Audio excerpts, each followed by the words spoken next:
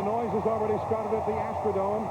Postseason play coming back to Houston for the first time in 11 years. It's Game 3 of the National League Division Series, the Braves and the Astros.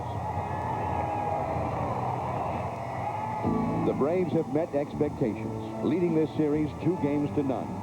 This is a team built around its pitching, and great arms usually handle powerful bats.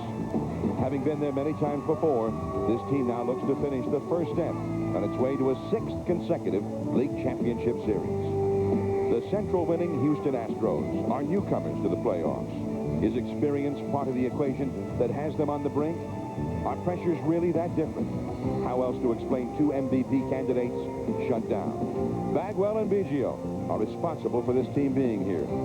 Today they return home to the Dome in a test of character, perseverance, and pride. But a 3rd consecutive Cy Young winner stands in the way. John Smoltz.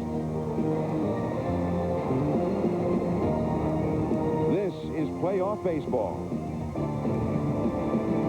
And Houston needs a hero. More than 51,000 fans filing into the Astrodome for Game 3 of the League Division Series. The Atlanta Braves leading the Astros 2-0.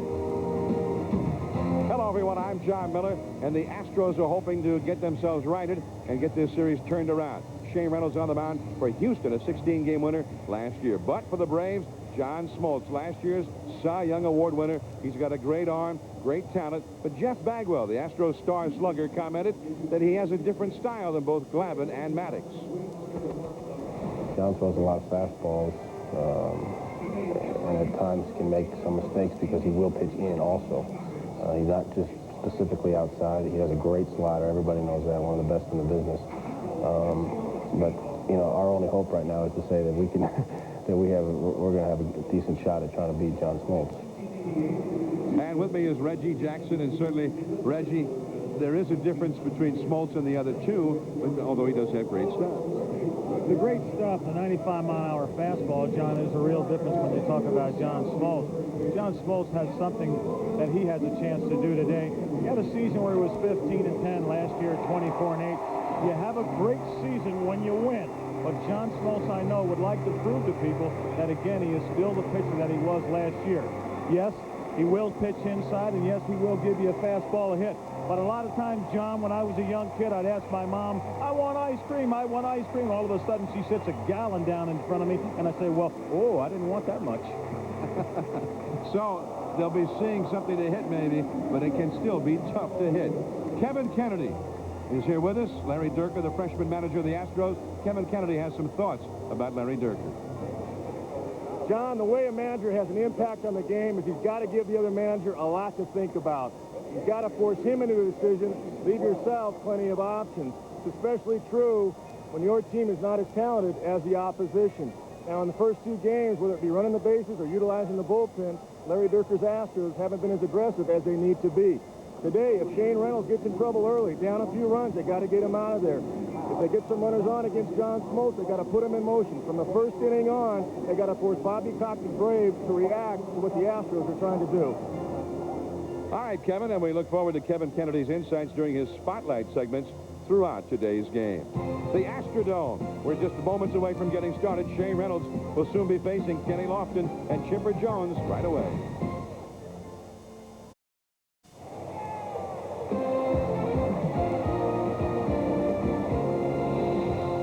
ESPN's presentation of the 1997 Division Series is brought to you by Canon. So advanced, it's simple. And by Owings Corning, makers of virtually itch-free Pink Plus insulation featuring Miraflex fiber.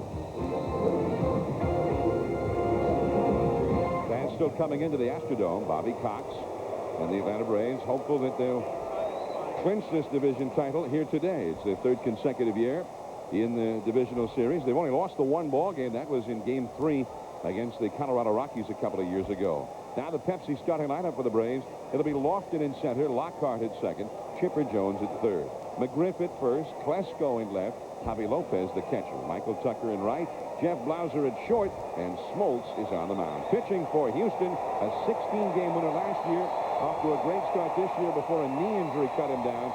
Right-hander Shane Reynolds. Good fastball, curveball, split finger. Threw the ball in the mid-90s before his injury. Since he's come back, he did not throw the ball well after he had the injury in May, John, but they say that he's been throwing the ball exceptionally well his last 2 times out. Well, he finished the year after really getting closer to full recovery after the surgery, and he finished the year winning 3 of his last 4 starts. The bunt fouled by Lofton. Quickly, the count is 0-2. Kenny Lofton, thus far in the series, has had the one quick burst in the first game and not much since, and that is a ball. Lofton for the series is 1 for 8.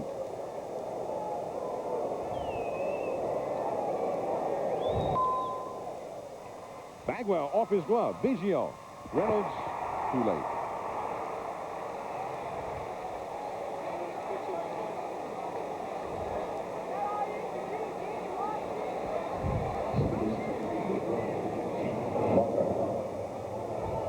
Taking a look at the defense for the Houston Astros today, the difference today in the lineup, Chuck E. Carr in center field. Chuck E. Carr, that is. A little more speed, a little better defensive player.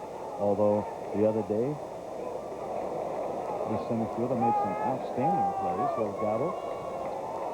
So Carr is in there. Hidalgo just did not give them much offensively. They were hoping that he might. So Carr, with the hard-throwing right-hander, Smoltz in there today, will get the start. He'll bat left-handed against him. So here's Lockhart, and a very ominous beginning for the Astros. An error on the first ball put in play, committed by Jeff Bagwell. And here is Lockhart. The big curveball, and that is too low. 1 ball and no strikes. Now Reynolds, the guy who keeps himself very fit. He goes out and runs every day, but after he had the knee surgery, that cut down his ability to do much of that when he came back. He said it wasn't until late August that really he started to get back to the full exercise regimen. And he's still, as you see here, he's been clocked around 87, 88 on the radar gun with his fastball today. Not the real pop of the fastball that he had earlier this year before the injury. What happens to you, John, is you lose your routine. You have to go through a whole new program, and that's what's happened to Shane since the knee injury. And that is too high. 3-0. The power is coming up next. Well, when he first came back, he struggled terribly. But then as he started to get back into the exercise routine, he had much more success. That is called a strike. And in a way, Reggie, he had to sort of relearn pitching when he didn't have that real live fastball, because he had to become more of a finesser, more of a guy who hit those corners. Get you out of your routine, John. You're not the same guy, not the same pitcher. You lack a little confidence.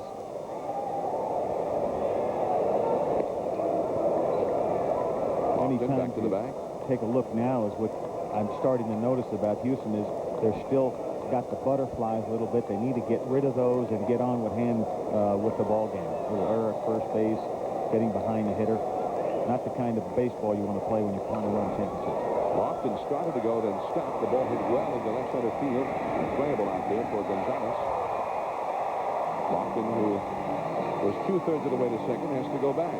1 away. Now Reynolds gets his first out of the game. But now the Braves' power comes out. Larry Durker, who had an interesting comment about the Astros coming back here. He says, well, we have to sweep 3 games here. We could do that, but it's not likely. Uphill battle against this ball club. They are a great team, a very confident team. The difference today in the game, you can notice right away, the other day, the first game of the series, Kenny Lofton leads off a little bloop double, and they advance that runner over the third base. Now, it doesn't appear as though Lockhart takes a chance to get him over there. And they have Lofton picked off at first base, and by plenty. Wow. Sticking right with the same theme, John. Atlanta not quite as heads up. They did not advance the runner over to second base, or at least make the attempt where Lockhart should have been pulling the ball.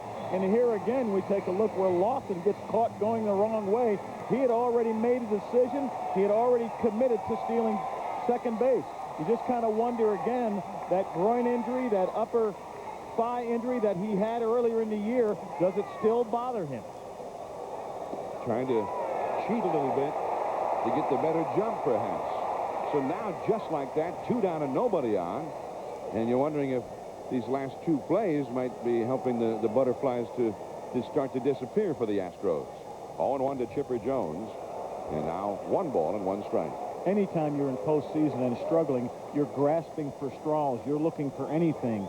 You get an absolute shower for it can rain for 30 days. You get 5 minutes of sunshine and say, oh, it's turning around in my favor. You're looking to hold on to anything. Just inside for a ball there. Charlie Relaford is the home plate umpire today. 2 balls and a strike to Chipper Jones. Fred McGriff would be next. Jones, who had 21 homers and 111 RBIs during the season. That is a fastball in there. 2-2 the count. Well, I mean, this inning just started horribly with the error. Then he went to 3-0 on Lockhart. Looked like it was steadily getting worse. And then they turned it around quickly. That one is hit a mile down the right field line, hooking into the corner. A home run! High up into the 3rd level of the Astrodome. What a shot by Chipper Jones. And it is 1-0 for the Atlanta Braves. It's really a bomb right here, John. Complete full extension by Chipper Jones. Watch him get his arms out. Watch him get his hands extended. This ball is hit, as they say in the old days, just a country mile. Fastball right down the middle of the plate. And boom, look at him get stretched out. Full extension. Weight on his back leg. Follows all the way through and keeps the ball fair. An outstanding swing where he's not in front of that ball. 3rd ball, Fred McGriff lines it into left and goes. So after all of that, the Braves still end up with a run. Atlanta won, and now the Astros, Biggio, Bell, and Bagwell coming up against John Smoltz.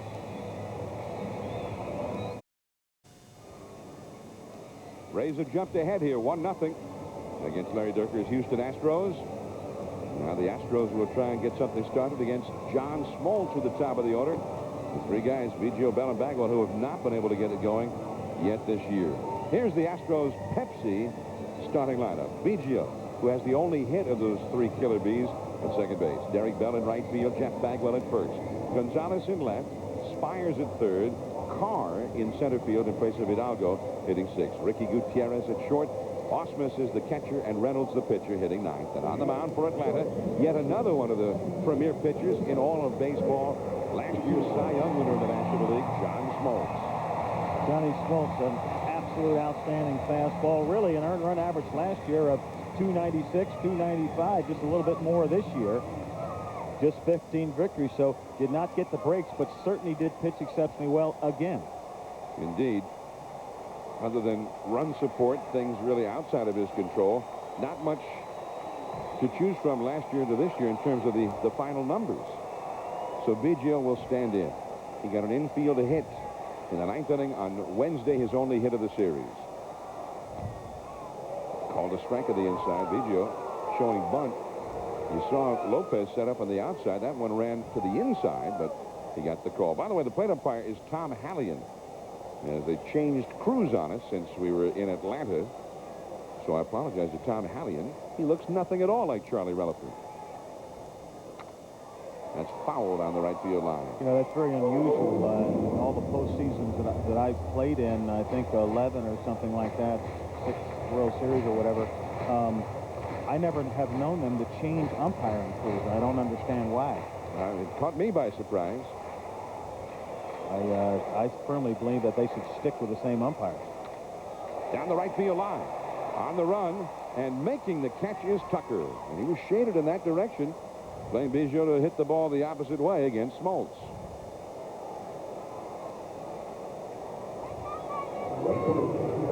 Atlanta Braves playing basically the same ball club today.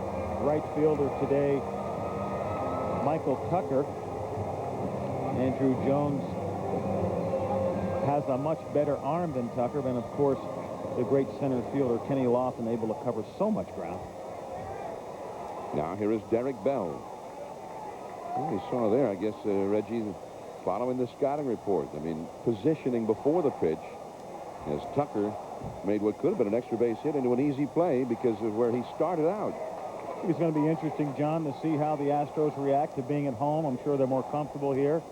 Have, of course, been at home, slept in their own bed, had a nice home-cooked meal, coming in the ballpark, getting all the support from their fans and family. So I expect a better performance from them today. Derek Bell, the hitter. And he's very late on that fastball. A foul tip. 96 miles an hour. That's some serious heat right there. Oh, I had a chance to spend some time with Johnny Smoltz. Gosh, what great character. What a fine gentleman. Yes, a big talent.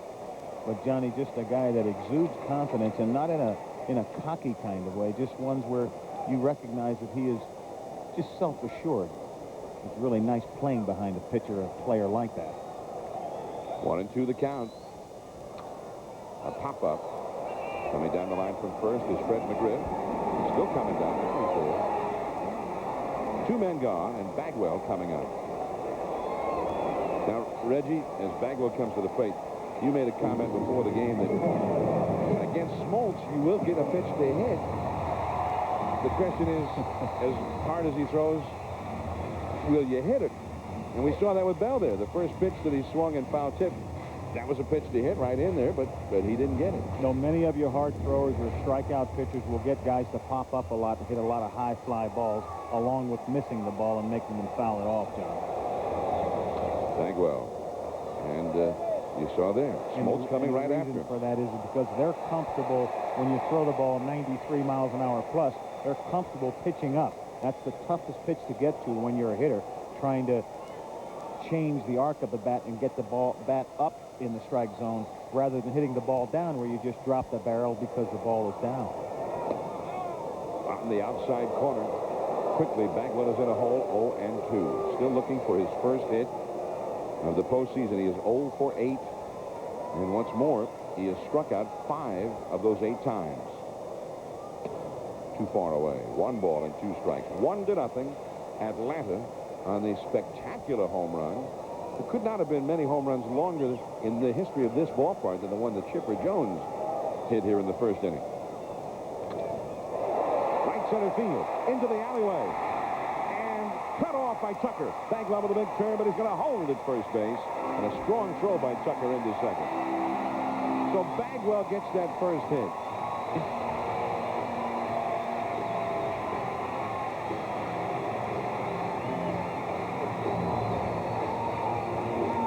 Here's the pitch. Bagwell with that open stance. He's at his home ballpark right now. Stays with the pitch. This ball is middle away. Not so much inside where Jeff may have been looking for it. Drives the ball to right center, and a fine play by Tucker, formerly of Kansas City, has played on the AstroTurf over there, although they've changed it to natural gas. A nice play by him, keeping it in front of him. Just for a moment, it looked like it might bounce over his head, but he was able to handle it. Luis Gonzalez. It's a called strike. Gonzalez, who had a 2-hit first game against Maddox, it is 3 for 8 in the series. But again, you see that drop-off in this Astros batting order after the first big 3. The cleanup hitter, Gonzalez, only hit 10 home runs all year. And you also have to consider that Bagwell stole 31 bases in the regular season. Kevin Kennedy, our spotlight analyst, commented just before the game that the Astros did, as Joe Morgan mentioned in Game 1, need to be more aggressive on the base pass. That's a high drive deep into left center field. Lofton is back there, but he's under it now and makes the catch at the edge of the warning track. And that ends the inning. So the Astros make a little noise here, but they're trailing 1-0. Cresco coming up.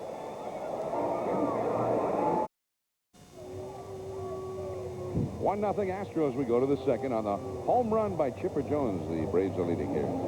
Chipper Jones, you had mentioned, had hit this ball a very, very long way, and let me show you why, if we can, with our telestrator. Fastball tails right back out over the middle of the plate. That's where the ball was hit. The front shoulder stays in, and look at him clear this right side there, and that's why he keeps that ball fair. He gets the right side out of the way, hits the ball right down the line, and the ball does not have a hook in it. Very nice job there by Chipper Jones in a fine exhibition of not hooking the ball and keeping it fair. Here's Ryan Klesko. He whacks one deep into left center field. That one is into the alleyway, and that one is off the base of the wall. Gonzalez plays the carom, and into second with a stand-up double is Ryan Klesko.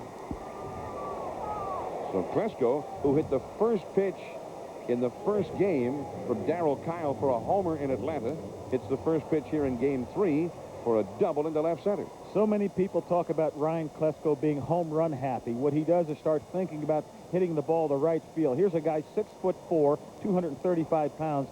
When he starts thinking left center field and hitting a line drive over the shortstop's head, then he's going to be a high average hitter as well as hit the 40 home runs that everyone believes he can do. So you like his approach on that one? Absolutely. Now here is Javi Lopez. It's defining that term professional hitter, using the whole field. That's what that means. And the curveball from Reynolds, and that misses for ball 1. Javi Lopez went 1 for 3 in Game 2. He sat out Game 1. Lopez, probably the Braves' most dangerous right-handed power hitter, 23 homers and a .295 average. He needs to be thinking about advancing the runner, getting in scoring position. Missed that curveball. Taking a shot to the right side of the diamond. If he gets a base hit, that's a bonus. But his job is just to make an out and hit a ground ball to the right side of the field. Big breaking ball from Reynolds. That's a tough one. I feel like if they cut away enough dirt, it'll go back to him. 1 ball, 1 strike. The fastball high and tight. 2-1 now. 1-0. Atlanta already leading. And they're threatening to get more here with Klesko at second. That's a good point, too, Reggie. This guy's a power hitter ordinarily, but the Braves perhaps don't need that many runs with Smoltz on the mound. They never do when that pitching staff is on the mound. They have the best ERA in all of baseball. Lopez needs to get the ball the right side. There's a split-fingered pitch from Reynolds. 2-2. The only problem that Lopez has is McReynolds knows that, and he's going to do his best to put the ball in a place where it makes it more difficult for him to do it. Either something off speed like this split finger, keeping the ball down and out of the strike zone, or crowding him, keeping the ball in on his hands to make it difficult for Lopez to do his job. 2-2 now to Lopez. Michael Tucker on deck. Klesko away from second. And another splitter for the strikeout. And Lopez unable to move Klesko up. Big strikeout for Reynolds. Most important thing there, keeping that runner from getting over to third base with 1 out. Great split finger, a couple of them in a row. Javier Lopez doesn't really pull off the ball. He's just kept off balance with the changing of the speed with a split finger. Fine job there by Shane Reynolds. We only saw 1 fastball in that hold at bat. A couple of curves, a couple of splitters, and the fastball. But he got the strikeout with 2 consecutive splitters. Now Tucker. Klesko still at second. To the outside for a strike, and it's 0-1. Michael Tucker played in Game 1 and was 0 for 3. Tucker hit .283 in the regular season.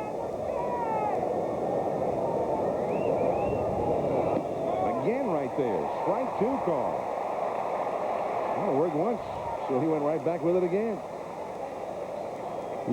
The effect of using the split finger fastball. It makes the hitter think about that, and all of a sudden now you can sneak that fastball on the outside part of the plate on him. 0-2 the count to Tucker. There's the splitter. And another strikeout.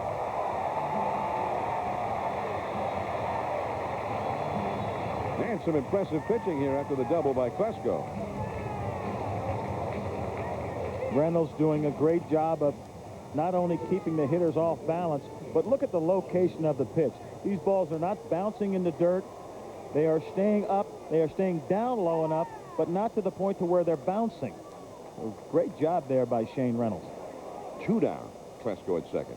But here is Blauser, the 8th place hitter, hit over 300. A strike on the outside. Hit 90 with the fastball there.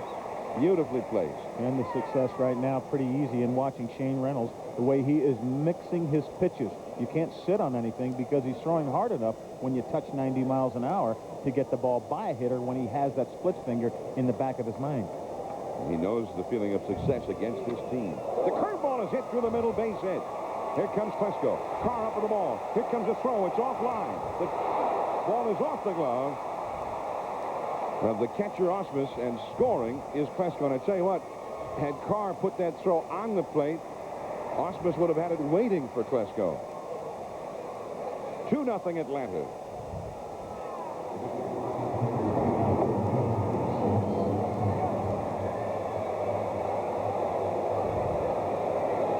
Let's take a look at the pitch. It looks like a split finger that stays up out over the strike zone. Something off speed. Blauser going back through the middle.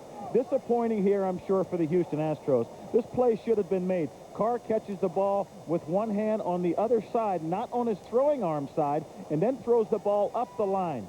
Chucky Carr had plenty of time to set and make a much better throw. On top of that, he does not have a very good runner there.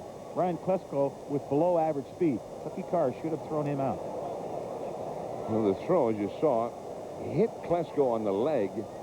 That's why it was not caught by Osmus. But Osmus, of course, was way up the line because that's where the throw went. 1-1 to Smoltz, meanwhile. Here's a look now. Oh, just above the right knee there. Well, look how far away from the plate he was. Yeah, just a poor throw. Chucky Carr is a better outfielder than that. So Jeff Blauser, as Smoltz takes strike 2, gets a single, an RBI, taking second on the throw. And Blauser, now with 4 RBIs in this series. He had the 3-run homer in Game 1.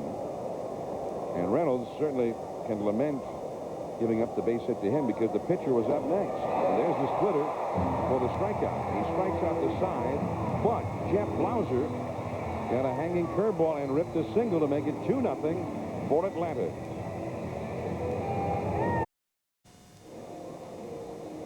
I'm John Miller with Reggie Jackson.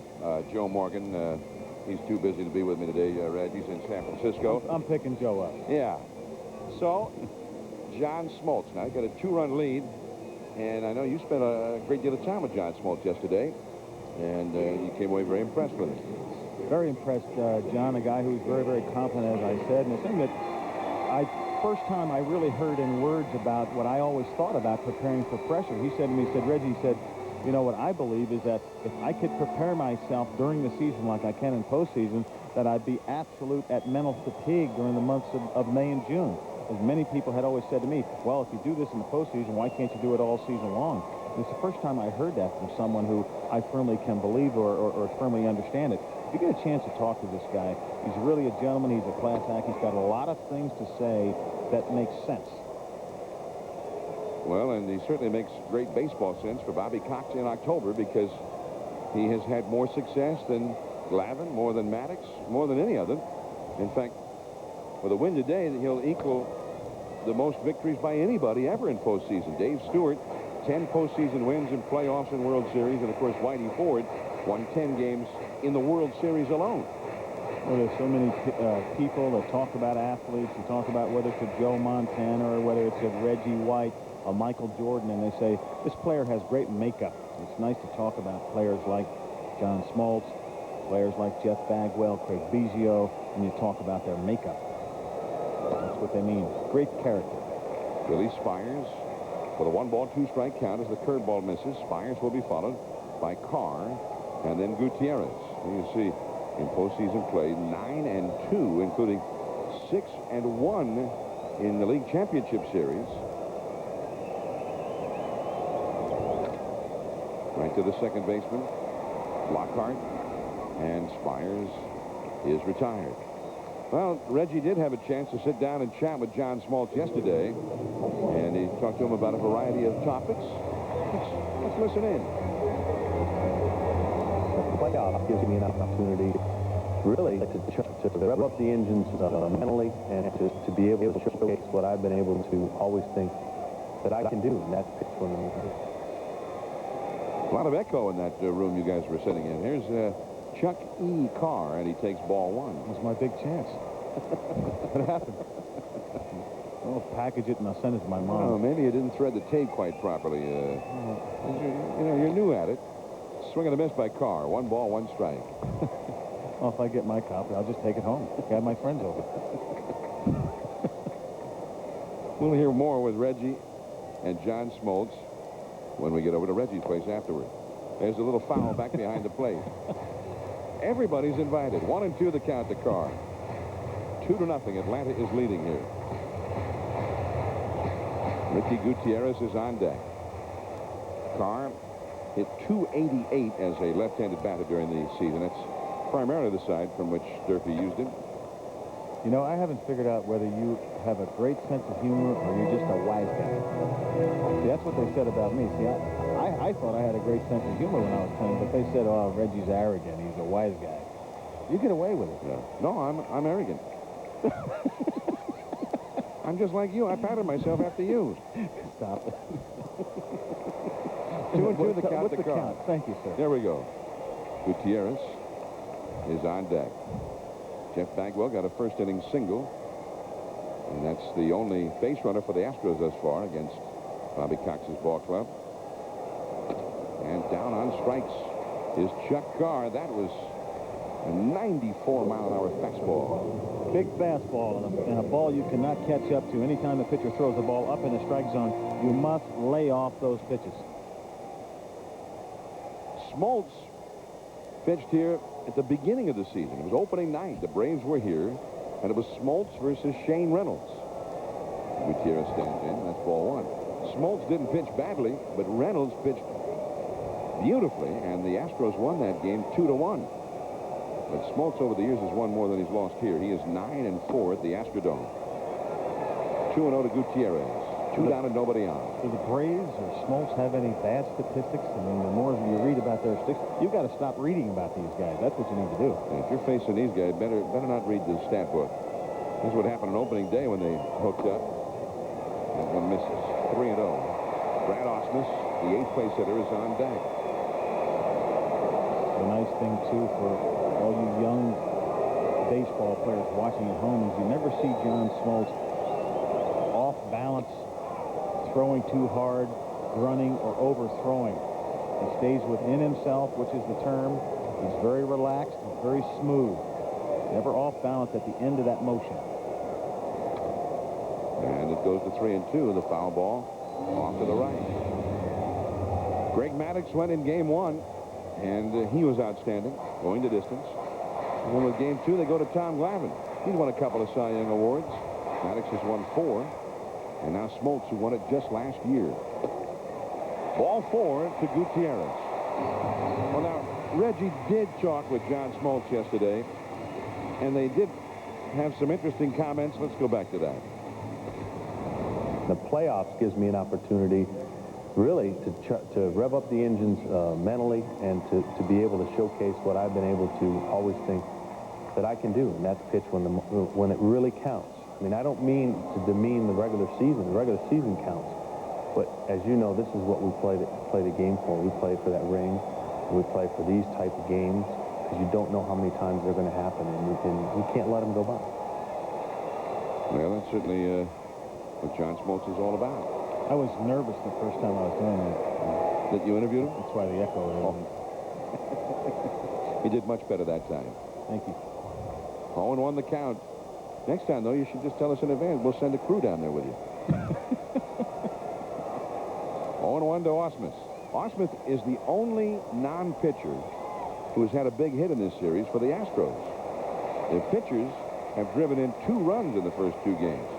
Hampton on Wednesday and Kyle on Tuesday.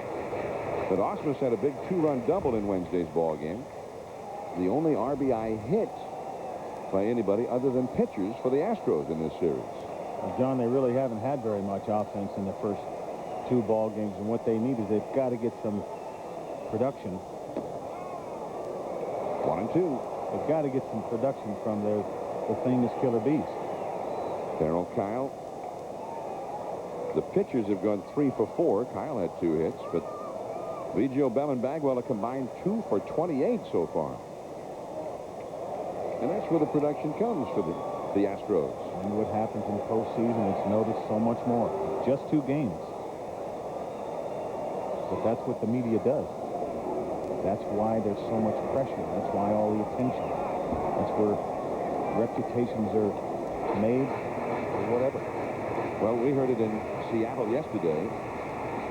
The comments in the Seattle papers after they've been shut down by Messina and the Orioles the first game.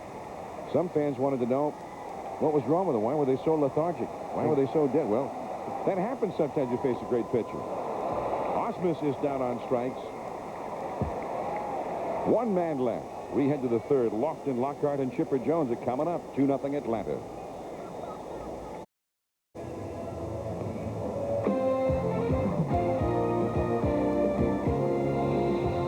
ESPN's presentation of the 1997 Division Series is brought to you by Show Ball, the hottest game on earth. It's en fuego.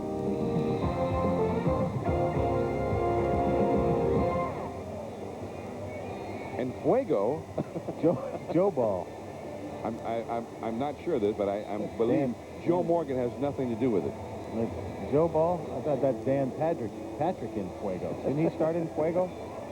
Should have copyrighted. Well, now the whole country is in fuego. Yeah. ESPN from the Astrodome in Houston. Yeah, expect some noise, but so far the Braves have been taking the fans out of this ball game. John Smoltz has shut them down the first 2 innings. Chipper Jones with an incredible home run in the first for Atlanta, and then a clutch 2-out RBI single by Blauser in the second. 2-0 Atlanta. And here is Lofton. He reached on a Bagwell error his first time and then got picked off. And Reynolds misses down in the way with an off-speed delivery. 1 ball and no strikes. Lockhart and Chipper Jones to follow.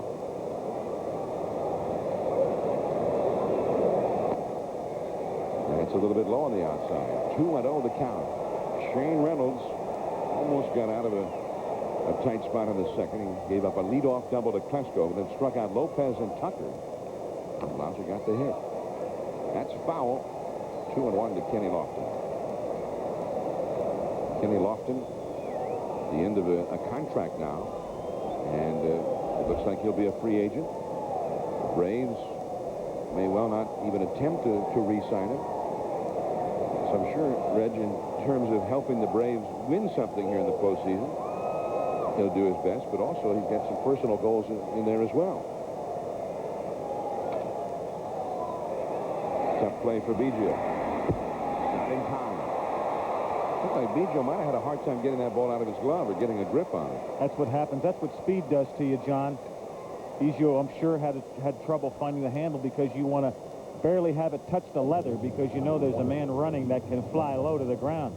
See Biggio coming over, just barely doing his best to get rid of it as quick as he possibly can because of the low-flying Kenny Lofton. Does not hit the ball very well, but there it is in real time. Kenny Lofton running pretty well, and I'm sure, as you say, does have some personal things to prove for his contract coming up.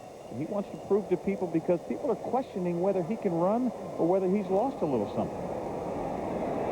Now Lockhart, I'm sure that's what he'd like to show, because although he hit .333 this year, he did a lot of things well. I mean, you couldn't say it was not a good year, but it was not Lofton-like. I mean, there were no 75 steals, none of those dominating of games with the legs that we've come to expect from Lofton in the past. Well, it's just a shame. A guy hits .333 and they start to question what he's capable of doing. I firmly think the Braves will try to sign him as long as it's reasonable money in the area of what they feel is comfortable. And of course, the superstar status now has reached 10 figures a season.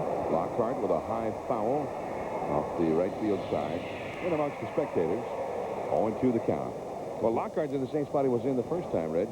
Lofton at first, Lockhart up there. Lockhart flied out to left center, keeping Lofton over there his first time. Again, the same thing for him to keep in mind is to advance the runner, to do his best to get Kenny Lofton over to second base. And whether he has to bunt him there or hit a topper or a number, best thing he wants to do is pull the ball. That is just foul. He pulled it just a little bit too much, but not much. Well, he will be successful if he just hits the ball behind the runner, as they say in the game. The runner will be going towards second base. He wants that ball behind Kenny Lofton, where it'd be easier for him to get to second base, and then he's done his job. 0-2 the count.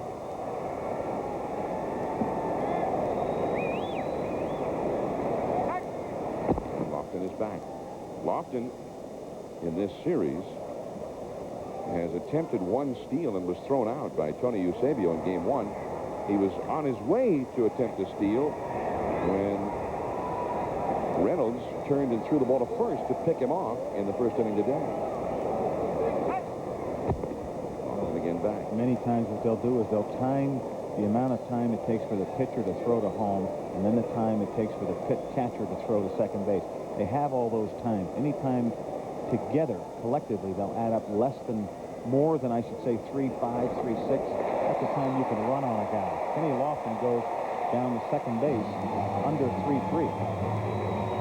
The strikeout of Lockhart. So Lockhart twice has been unable to move Lofton up. Good strikeout pitch by Shane Reynolds, a split finger, ball going down and away. He certainly has had command of that today. One down, and Chipper Jones. I mean, this ballpark, there are 5 basic seating levels, including a mezzanine and a club level. He hit the ball into the 4th of those 5 levels. He got a mattress ball last time up and just laid on it. And look down with the right field foul pole there in the center of the picture. And the next to the top level is where he hit the ball right down the line. That is an incredible home run in this ballpark. And the curveball in there for a strike. 1 ball, 1 strike to Chipper Jones.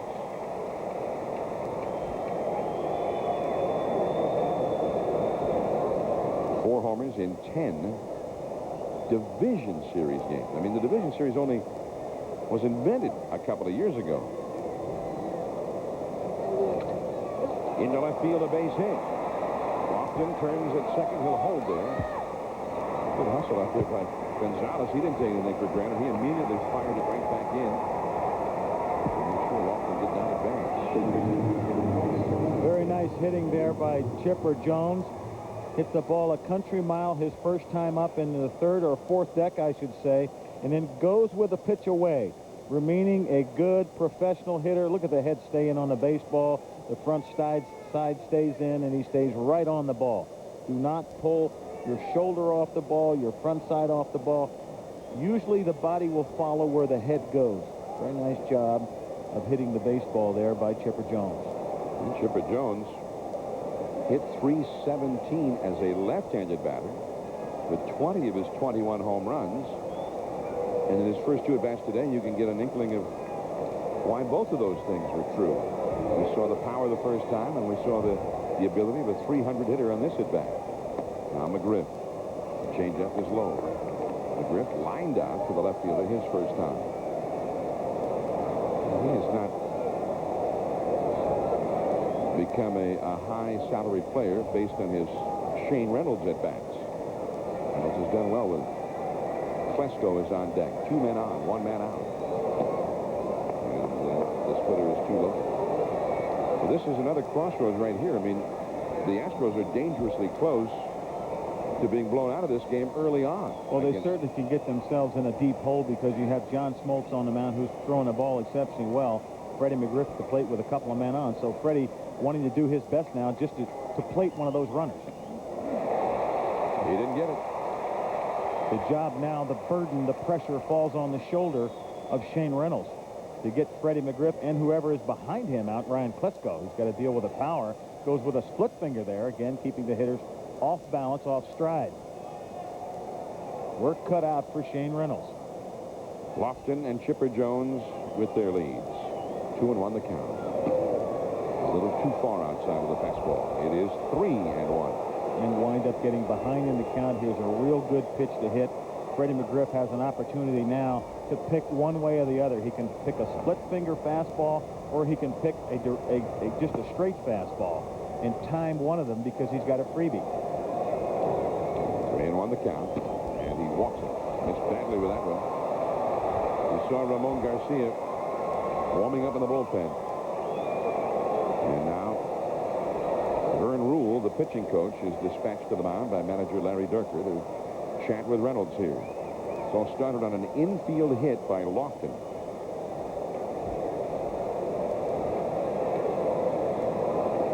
Kevin Kennedy is here with us, former Red Sox manager. Let's go to Kevin. Yeah, John, right here is pretty much what we said to start this ball game. If Shane Reynolds gets down 2 or 3 runs early, Larry's got to get somebody up. He learned from the other day, Mike Hampton, 4 walks in a row in a playoff game. You just can't do it. All right, Kevin, and that's something that Kevin had mentioned at the very top of the telecast. Mike Hampton, who just could not get the ball over the plate, ended up walking 8 men in 4 2/3 innings, including the last 4 that he faced. I believe the Atlanta Braves have a record for most grand slams in a season in the major league. Yeah. So be careful of this. What happens now, and Ryan Klesko, last time up, went where he's supposed to go with the ball, staying over the ball, over the plate, hitting a big double to left center. He starts him too low. Lost it at third base. Chipper Jones at second. Fred McGriff at first. The Braves hit 12 grand slams this year. 2 more than any team had ever hit before. Already Klesko on top of the count with a ball and no strikes. Great hitters count. This should be 2. There's 1. Biggio to first. 2.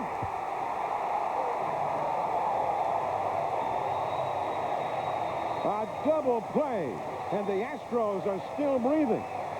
2-0 Atlanta. And the Astros are still alive, and they were certainly on the verge of all but extinction there with the bases loaded and 1 out and Klesko at the plate. The first break that the Houston Astros really have gotten the entire series. Klesko doing what he's supposed to do, hitting the ball the other way, hits a rocket to the shortstop, but right at him. Gutierrez fielded it cleanly in that shot there, an excellent shot. Watching Gutierrez from the moment of impact on the pitch. Chipper Jones, the runner at second, actually was moving back towards second. Fearful the ball actually might be caught before the bounce. Ball was a rocket. Houston Astros lucky that ball was not hit in the air. If he did, it would have been a souvenir. And also fortunate that it hit the ground before he caught it, so they were able to turn the double play. Although the runner at first base, McGriff, looked like he was off and running at the crack of the bat. Ryan Klesko hit the ball hard twice today, but this time he comes up empty. And the Astros, by virtue of that double play, are still very much alive in this game. Here is Shane Reynolds to try and get them started. And the Astros pitchers have so far been their best hitters. 3 for 4 in the first 2 games with 2 RBIs. Biggio is on deck. 0-2.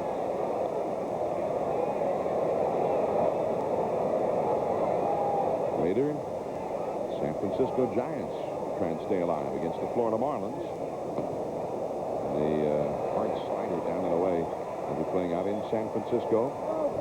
It will be seen on NBC later tonight. Strike 3 call.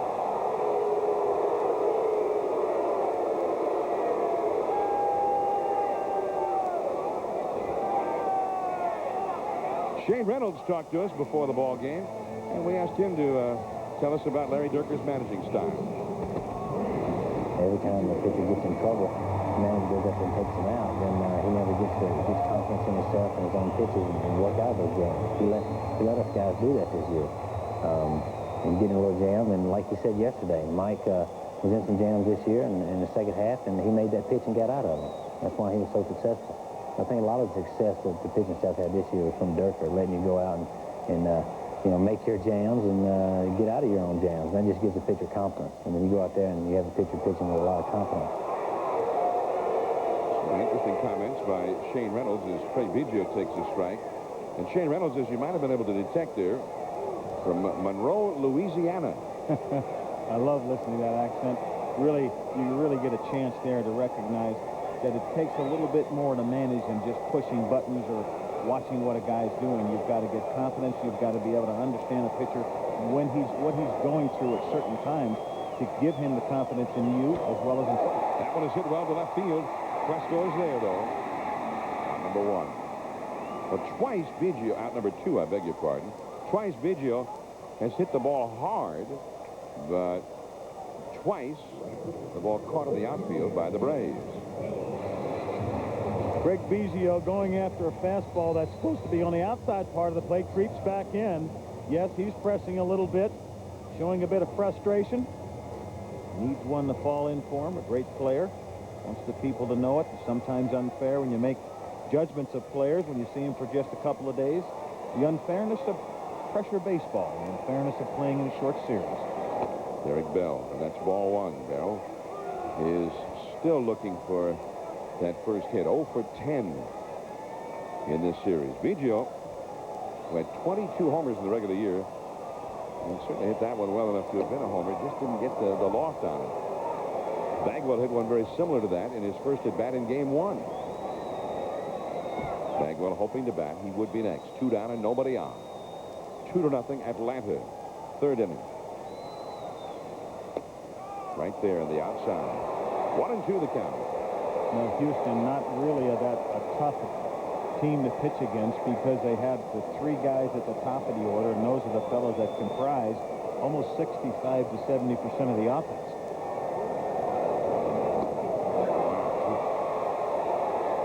Three up and 3 down. Bagwell will have to wait until the next inning to hit. Javi Lopez coming up. Atlanta leading 2-0. Braves 2, Astros 0. Game 3 of the National League Division Series between these two ball clubs from the Astrodome. Now tomorrow at 11:30 a.m. Eastern, join Chris Fowler, Lee Corso, and Kirk Herbstreit for College Game Day. An hour of previews, interviews, and behind-the-scenes features and all the weekend's action. Then at 7 o'clock, the Wisconsin Badgers and running back Ron Dane host the Northwestern Wildcats, and then Delhi. That's tomorrow on ESPN, your home for college football. You all right, buddy? Huh? I just get that little excitement thinking about college football. Going to be down and dirty in those trenches, and whoa boy. 0-1 the count to Javi Lopez, who struck out his first time against Shane Reynolds. You played some football, didn't you? Yes. Arizona State. Any good? I was a star. Frank Kush? Absolutely. Tough. Man-eater. Back to the screen, and it is 0-2. Michael Tucker and Jeff Blauser will follow. John Smoltz has limited the Astros to only 1 hit through 3 innings. A first-inning single by Jeff Bagwell. It will be Bagwell who will lead off in the last half of this inning. 2-0 Atlanta. Shane Reynolds just trying to keep his ball club alive here. He's gone through some real dangerous innings already in this ball game. He's been in trouble in each one of the innings. The crowd taking notice, or making mention, I should say, of anything that's close, because there's so much conversation. That is caught by Reggie Gutierrez. One away. I think the play looked a bit more spectacular than it was, John. Ball hit off the end of the bat. I think Gutierrez dove for it and then really pretty much had to slow himself down because the ball was really not hit that hard. One away, and Michael Tucker. This makes the first time in the game that the first batter of the inning for Atlanta has not reached base. Lofton in the first, Klesko in the second, Lofton again in the third. There's a called strike to Tucker. As I was mentioning earlier, the fans are expressing their displeasure because there's so much conversation about how the Atlanta Braves get the outside part of the plate and their great pitcher to the outside part of the plate, and it's pretty obvious that they do get the calls. Fans just showing their displeasure. 0-2 the count to Tucker. Well, the Astros were hoping that the crowd would be a loud, raucous crowd that would be helpful to them, maybe help spur them on a little bit. And they're certainly on the case of the home plate umpire, Tom Hallion, right now. 1-2. Basically, if he calls it a strike, they're happy. Anything else than that, they're a little upset. Just off the outside. Well, they're starting to reach now and starting to complain about things, but this crowd has not had very much to yell about. John Smoltz, the rest of the pitching staff of the Braves keeping them quiet. That's a foul. 2 balls and 2 strikes. Ricky Gutierrez with a nice play on the ball hit by Lopez. The ball hit on the end of the bat, not really hit that hard, killing the soft looping liner. Gutierrez does the slow motion dive, holding himself up. Makes a nice play, though. 1 down, 2-2 to Tucker. And it's a full count now. 3-2. A splitter that appeared to get away from Shane Reynolds that time. Reynolds has 4 strikeouts in the game. He struck out the side in the second. Jeff Blauser is on deck.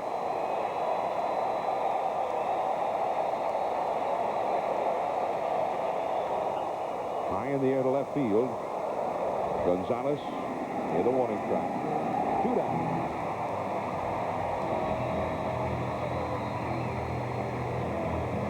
That's the one nice thing about playing in the Astrodome, or I should say pitching in the Astrodome.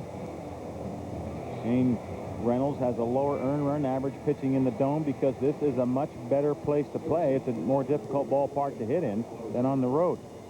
You wind up having lower scores when you play in the Dome. And the fences are in much shallower than they were when the ballpark first opened, and for many, many years after. But the ball just never has carried well here. The ball just seems to be dead in this ballpark. The splitter in the dirt for ball 1 to Jeff Blauser, who singled home a run his first time. 375 to the power alleys, 325 to left and right field into the corners. Used to be 340 down the lines, and you had to hit it into the stands to get a home run. I mean, down the left and right field lines, to get it up into the stands, even now, that's quite a shot. You look, I mean, up into those stands above where the airline ad is, that's where you had to hit it to get a home run. Check swing foul. Had to go all the way up that high? I really didn't know that. That's almost 40, 50 feet, right up above lefties. Yeah, I mean, and it was 340 to that level, to the foul pole, and then up into the stands. 1 ball and 2 strikes. Deep into center field, going back is Carr. He's there now. Gets up and makes the catch.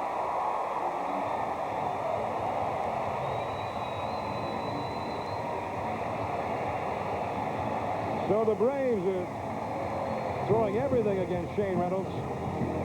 Carr had to turn back the other way. Bagwell is coming up. Last of the 4th inning, here come the Astros. Jeff Bagwell will lead it off against John Smoltz, who has given them only 1 hit. That hit was a single by Bagwell in the 1st inning. Now, did you say here come the Astros? Are we watching the same game? Here they come. They're coming up. Center field. Lofton spinning around. Now he's there. 1 away. Now let's go to Kevin Kennedy. John, it's a sequential motion to hit a baseball correctly, and Bagwell does. It begins with the coil of the back leg and the hand. Here's the back leg and the hands. As they clear, the hips will clear at this point. Then the hands will come through for the extension that Reggie is talking about. Then a good finish. There's the finish. And all the while, the head stays still.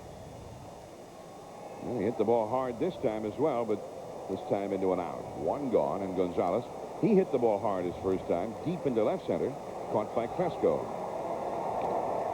Now, this is still a pretty good pitcher's ballpark. Unfortunately for the Astros, that also plays into the hands of John Smoltz. John Smoltz is sailing along right now. He's really not have a bump in has not had a bump in the road. It's the 4th inning, so he's comfortable, confident, and knows he's in a groove. 46 pitches total by Smoltz, and 34 of them strikes. Right to the second baseman, Lockhart. 2 down. Many times when you see a pitcher, especially one with complete command and confidence in his game like John Smoltz or Greg Maddux, you see them shake their head twice. Most of the time when they shake their head twice, they don't like the pitch. And the next thing they don't like is the location. They're shaking them off, you mean? Very seldom will they shake twice for the catcher to go to a 3rd option on the pitch. Usually the first shake will be pitch, and then the next one will be location. Here now, Bill Spires. Spires is 0 for 8 in this series, and he hit 320 in the regular season. The thing to learn when you're a veteran is very seldom do they shake location on a breaking ball. They shake location twice, and you have to be guessing a little bit. Usually you can say, okay, I'm going to get a fastball. And it is quickly 0-2. There's the split finger fastball down, 89 miles an hour, which is still an outstanding split finger. 95 to 96 mile an hour fastball and 89 mile an hour split. It's around the best speed of Shane Reynolds' fastball here today. That's a handful. 0-2. 1 ball, 2 strikes, 2 down, nobody on. The Astros have only had 2 base runners in the game, and they have not had a runner get past first base. In each case, when the man reached base, there were already 2 men down.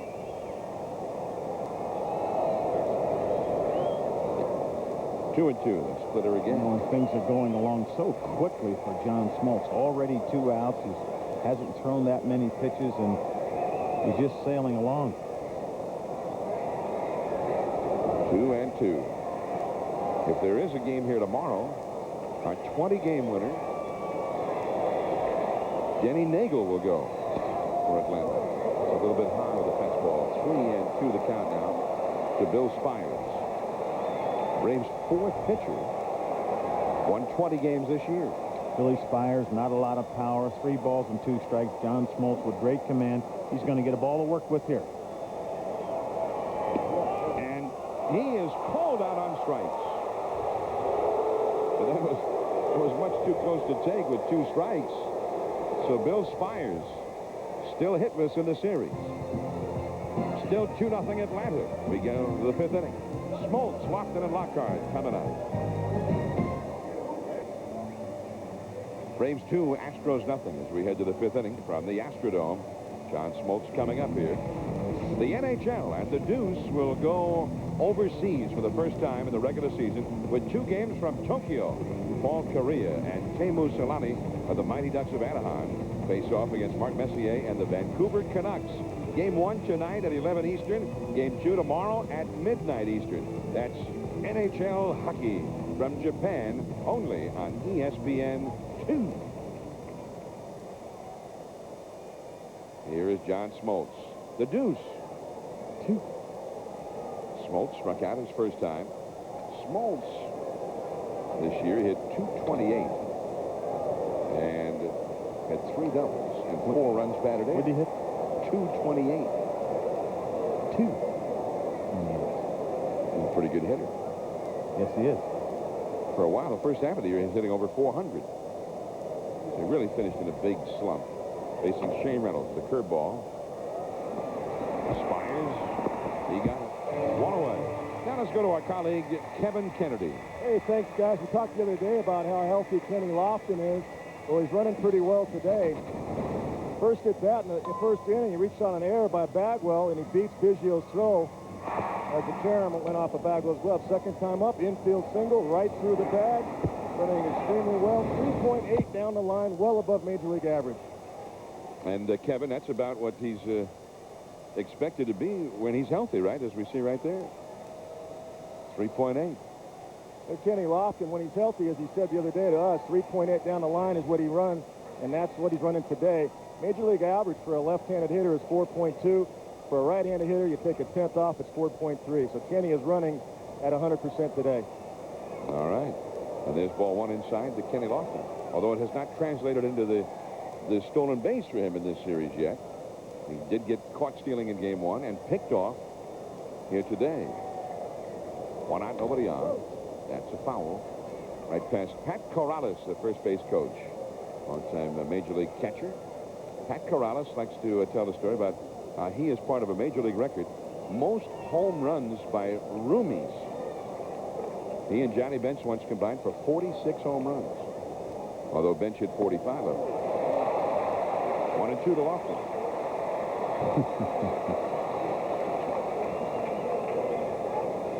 Well, Gene Michael and I had the most home runs combined for a front office for a general manager and advisor to the managing general partner. That's probably a lot more exciting for Gene Michael to tell than for you, right? Hey, we had some speed in the house here. as Carl Lewis threw out the first ball. Sitting on the right side of the screen there, Leonard Coleman, the president of the National League.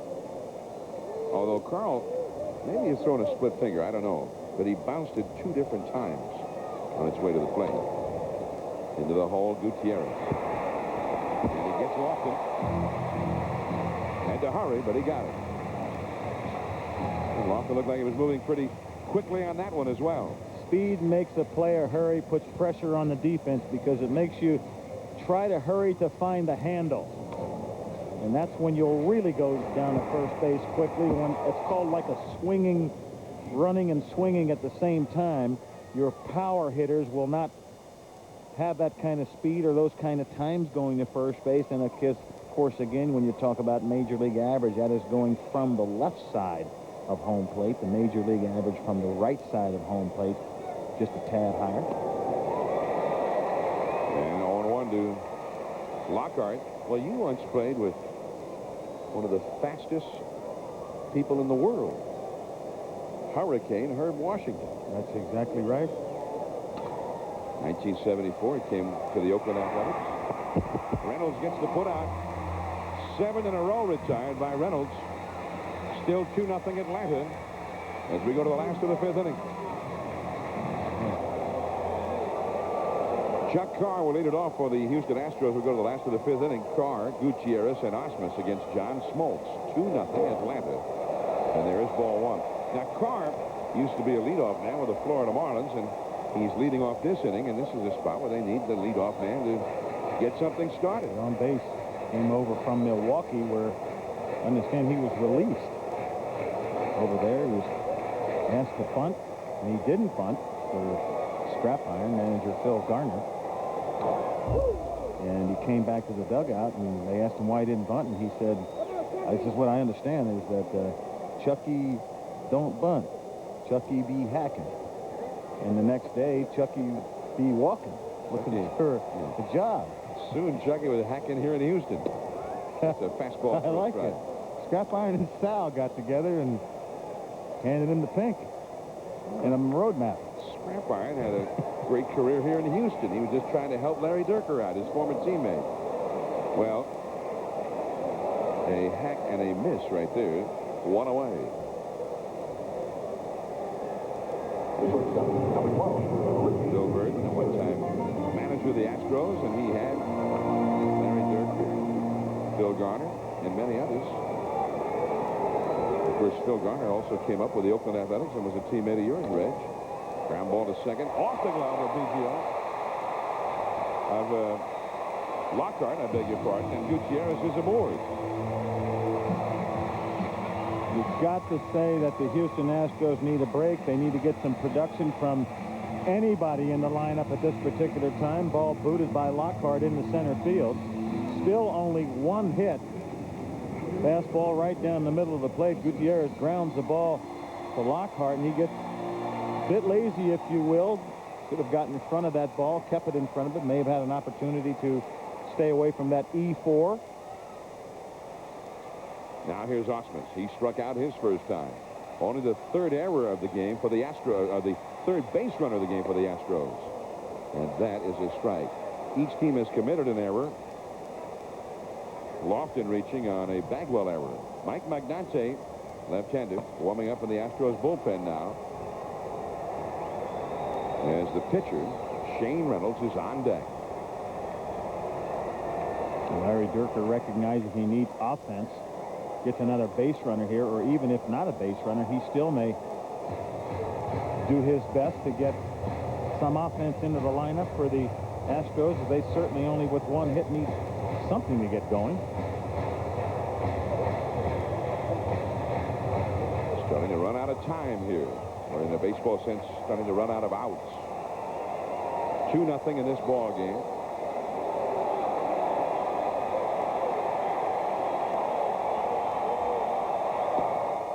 Ball, 1 strike. And it's interesting here because you wonder, let's say Osmus makes it out. Would he pinch it for Reynolds with 2 down and only 1 man on? And Kevin Kennedy's here with us. Kevin, what do you think? John, I believe I would, because they're down. I mean, this is the final game. They got to get something going. And what's the difference? You got a lot of bullets on the bench. You better use one of them now. He might pop a 2-run homer with 2 outs if he doesn't get on. If this hitter doesn't get on. All right. I would. I'm going for it. All right. Well, you get a right-hander on the mound, so you have a chance possibly to see Thomas Howard coming off the bench for the Astros. 2-1. You got Howard and also Abreu, the 2 lefties they could go to. 2 balls and a strike. And of course, in game 2, Bobby Cox went to his bench early. In the 5th inning, he pinch hit for Klesko, and it worked out beautifully. Greg Coburn got a big 2-run single. The crowd is trying to inspire the Astros, trying to perhaps even rattle John Smoltz a little bit here. Well, that's a dream. That's not going to happen. They certainly can do their best to try to support him, but you're not going to rattle a guy like Smoltz or really any of the pitchers or players on Atlanta. They've just been here too often.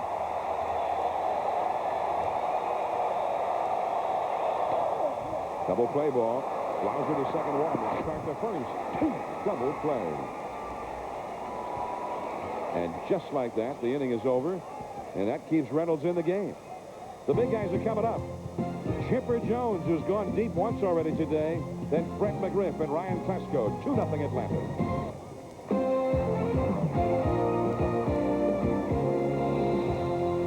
ESPN's presentation of the 1997 Division Series is brought to you by National Car Rental. So what are you waiting for? Let's go. It is 2-0 Atlanta as we go to the top of the 6th inning. And with us, of course, is Kevin Kennedy. And let's go to Kevin. John, I just have a feeling that we talked about in the open about putting runners in motion. They haven't had many. It's only the 5th inning. We still got time. So go ahead and put a man in motion there in the last out. He had a 2-1 count. Brad Ostis at the plate and 1 out. Even if he grounds out right there, you got a runner in scoring position. They can pinch hit Thomas Howard and maybe get 1 run back and try to make this as close to a 1-run game as you can going into the last 9 outs of the ball game. Now it's 2-0. If they get a couple more, pretty soon you're out of the ball game by the 6th or 7th inning, maybe down 4 or 5. Well, and I know we've been wondering about that throughout the series. Joe Morgan made a similar comment during game 1 and you before today's ball game, and yet we have not seen the Astros try to force the action in any way yet, Kevin. Yeah, you don't have many chances, and when you get them, especially against this pitching staff, you know Smoltz is going to go right after Osmus there. Hey, put them in motion. Put some pressure on that defense. That's exactly what our point was prior to this ball game. All right. Kevin Kennedy in the spotlight here from the Astrodome. First ball swinging. Chipper Jones hit it hard, but Biggio there. 1 away. First time that Jones has been retired, earlier with an incredible home run and also a single to left. And again, hitting the ball hard right there to the second baseman, Biggio. John Smoltz, only 1 hit allowed, 6 strikeouts in 5 innings. And the first 2 trips through the Astros lineup, and he has given them nothing. Fred McGriff, the hitter. But Shane Reynolds has kept his ball club competitive. He's kept them in the ball game. A couple of base runners, and a guy like Bagwell has a shot to turn this game around. He's certainly done his part. Anytime you keep your club within striking distance, just a base runner and a home run or a run or 2 puts you back in the ball game. So you can't fault Shane Reynolds. That offense for the Astros just had not busted loose and done the job at all. You need to start doing anything different, if you will, whether it's bunt, advance a runner, move a runner, steal a base. Doesn't matter. You got to do something to change what you're doing. And on the outside to McGriff, 1 ball, 1 strike. Bagwell would be due up 4th. Biggio 2nd in the last half of this inning. The 3 of them, Biggio, Bagwell, and of course Derek Bell, are now 2 for 31 in the series. And any time you've had series in the past few years, in these short series or the World Series, and one of your big guy goes 1 for 10, 1 for 15, as Canseco and Mo Vaughn did a few years ago with the Boston Red Sox. It's just not going to happen for you. You rely on these big guys. They take you here all year long, and those are the ones that have to do the job.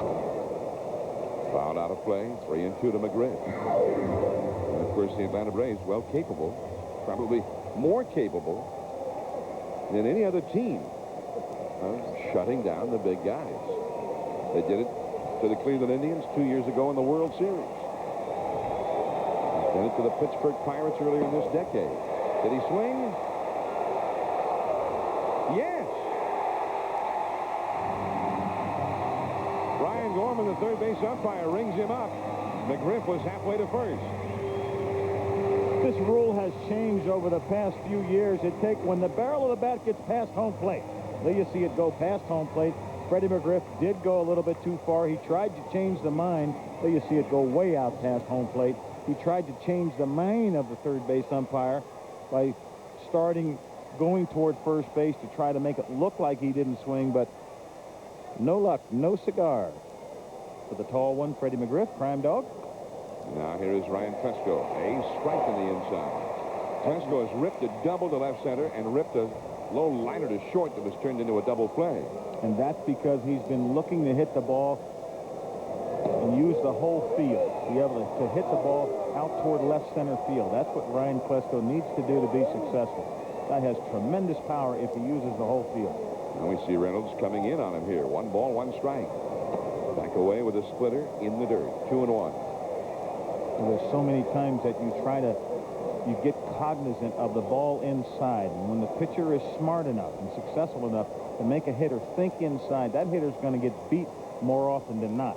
You've got to think middle away to be a good hitter. The curveball up the middle. Biggio gets it. Throws it out. So Reynolds shuts down the power. He's retired 10 in a row. But now we may see a hitter for him. 2-0 Atlanta. Shane Reynolds has really settled in. He retired the last 10 hitters that he faced, but that is now in the past tense. They're going to pinch hit for him here. So a nice outing for Shane Reynolds to keep his ball club alive in this ball game. Russ Johnson, the rookie infielder, is going to pinch hit. Johnson, who did not have that many at-bats after being called up. Only 60 at-bats, but he hit well. And he fouls this one away against Smoltz. A couple of changes for Atlanta, meanwhile. Daniel Bautista is now in left field in place of Ryan Klesko, and Tony Graffanino is at second base, replacing Keith Lockhart. Just off the outside corner. Really 4 innings to go, and already Bobby Cox letting you know that he believes that it's going to be a close ball game by going to his defense at this particular time. I'm sure he's very confident in Johnny Smoltz, the way he's pitching. It goes to 2-1 now. Russ Johnson trying to be the instigator here, the igniter for the Astros offense with the big guys coming up, Biggio, Bell, and Bagwell. That one is on the corner. 2 balls and 2 strikes. I do believe now, Johnny, that this is the time when they need to take advantage or at least take a shot at Johnny Smoltz. And not for Russ Johnson. Not this time. 7 strikeouts for Smoltz.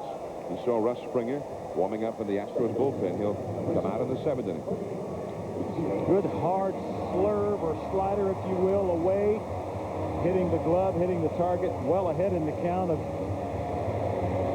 Russ Johnson. And it certainly showed. Now Craig Biggio, he is 0 for 2. He's hit the ball hard twice in this game, both times for outs. He's 1 for 10 with 1 walk in this series. He's only been on base twice.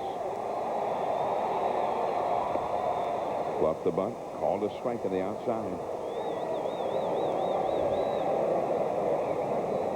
I talked about your good hitters being successful by looking middle away, looking for the fastball from 6 inches off the plate in to all the way to the outside part of the plate. That keeps your shoulder in. It lets you look for the ball away. It keeps you from pulling off the ball.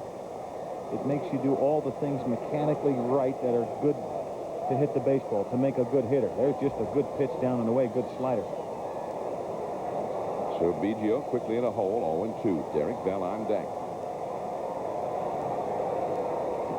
They need to get somebody on base here to give Bagwell a shot to do some damage with men on base. There's been so much conversation before the game about Johnny Smoltz pitching people in. He's pretty much stayed away all day long with his fastball and his slider, showing great command, or the term of the 90s when I played, it was called control.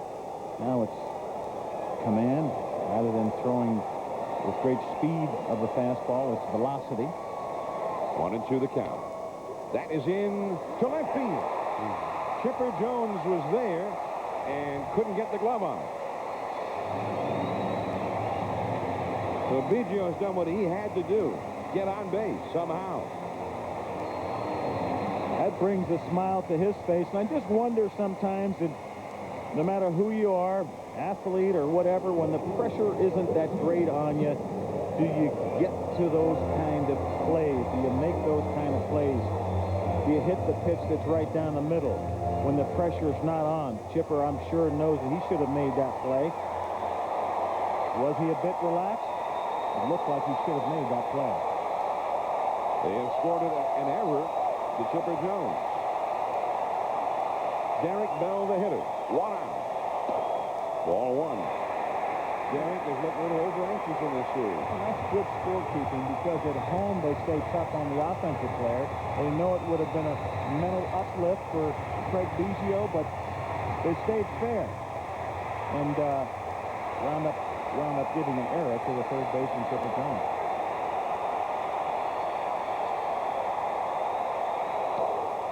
A high pop-up. Chipper Jones and Blauser. It is Chipper Jones. Tagging and bluffing from first base was Biggio. So Derek Bell, there's no hit to be had for him. 0 for 12 in this series. But here is Bagwell now with a chance to tie the ball game. Bagwell and his 43 home runs coming up. Well, the tough thing about this play, hitting the ball up into the lights of the Astrodome, looking up to the windows in the sky where that ball is the same color of the gray roof. Tough play. Nice job there by Chipper Jones, staying with that ball, never taking his eye off it. Here's Bagwell. Well, he was going for the tie right there. Bagwell has lined a single to right center and driven one deep to center. He is 1 for 2 in this ball game. Well, Jeff trying to tie the ball game up with one swing, and he was behind that ball. Many times when you take too big of a swing, it will slow your swing down. Biggio at first. Back to the bag on the throw there. Anytime you get muscle or tension in the swing, try to do too much, things wind up happening slower. You've got to relax and stay fluid to get the best performance out of an athlete. 2-0 Atlanta. 6th inning. High in the air to right, but too high in the air. Playable. Tucker. And the inning is over. Well, Bagwell 3 times has hit the ball hard. Just a little bit off all 3 times. Javi Lopez coming up. Still 2-0 Atlanta. For the 7th. Jeff Bagwell unable to deliver there. Many times you'll have tension in your swing, and it winds up making you be behind the ball. You see Jeff uppercutting a little bit, just being behind. That time, a little more relaxed, and he gets wood on the ball. Doesn't happen to center it, but anytime you're tense, you have a little bit too much muscle, whether it's your golf swing, tennis swing, or whatever you're doing, things just don't happen with fluidity, and you're not nearly as successful. So, and that's sounds like you could translate it maybe on that first swing, trying a little too hard. Trying a little bit too hard, a little pressure, trying to do a bit too much. It happens. Now, Bagwell is Russ Springer now has come on in relief of Shane Reynolds. Springer, you see his numbers for the year. I mean, 74 strikeouts in 55 1/3 innings. And he's got some real good stuff. Tends to be wild at times. 1 ball, 1 strike to Lopez. He'll be followed by Tucker and then Blauser here in the 7th. But you know, Reg, I mean, Jeff Blauser, I mean, he has to contend with this all season long because they have not had a guy behind him who has delivered, and yet he still was able to hit 43 homers and have the big year. But now it's the postseason, and Bagwell has not been able to hit the big fly. That's a base hit by Lopez into the corner. Gonzalez has to go get it, and it's a double for Javi Lopez leading off against Springer.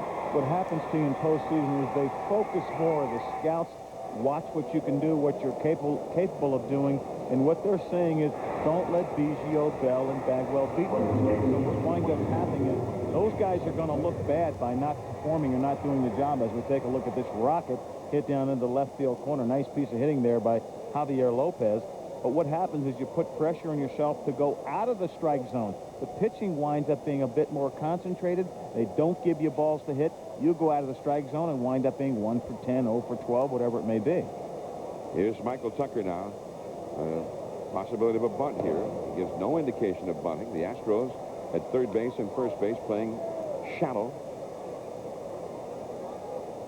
And I do think that Tucker will do his best to advance this runner, get him over any way he can, whether it be by bunt or ground ball to second base.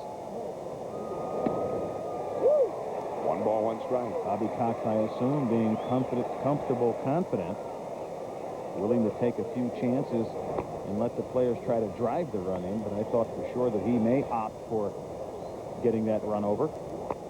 Tom Martin in the bullpen, the left-hander. Blauser on deck. Chuck Carr, center field. That's going to fall. Base hit. Lopez running hard all the way. Heading home. The throw is too late.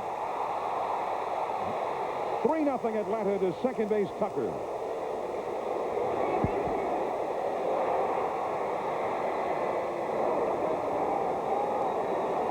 This time Carr put the throw on the plate just a little late. You know, with Chucky Carr not coming up with a very strong throw. Yes, the ball was hit in front of him, but well in front of him. He charged the ball. He had every opportunity to make a good throw. And let's keep in mind again, here's a little blooper right here to center field. Carr charging the ball. Let's remember the thing that stands out in my mind here. Javier Lopez is certainly not, he's not even an average big league runner. There aren't very many catchers that are.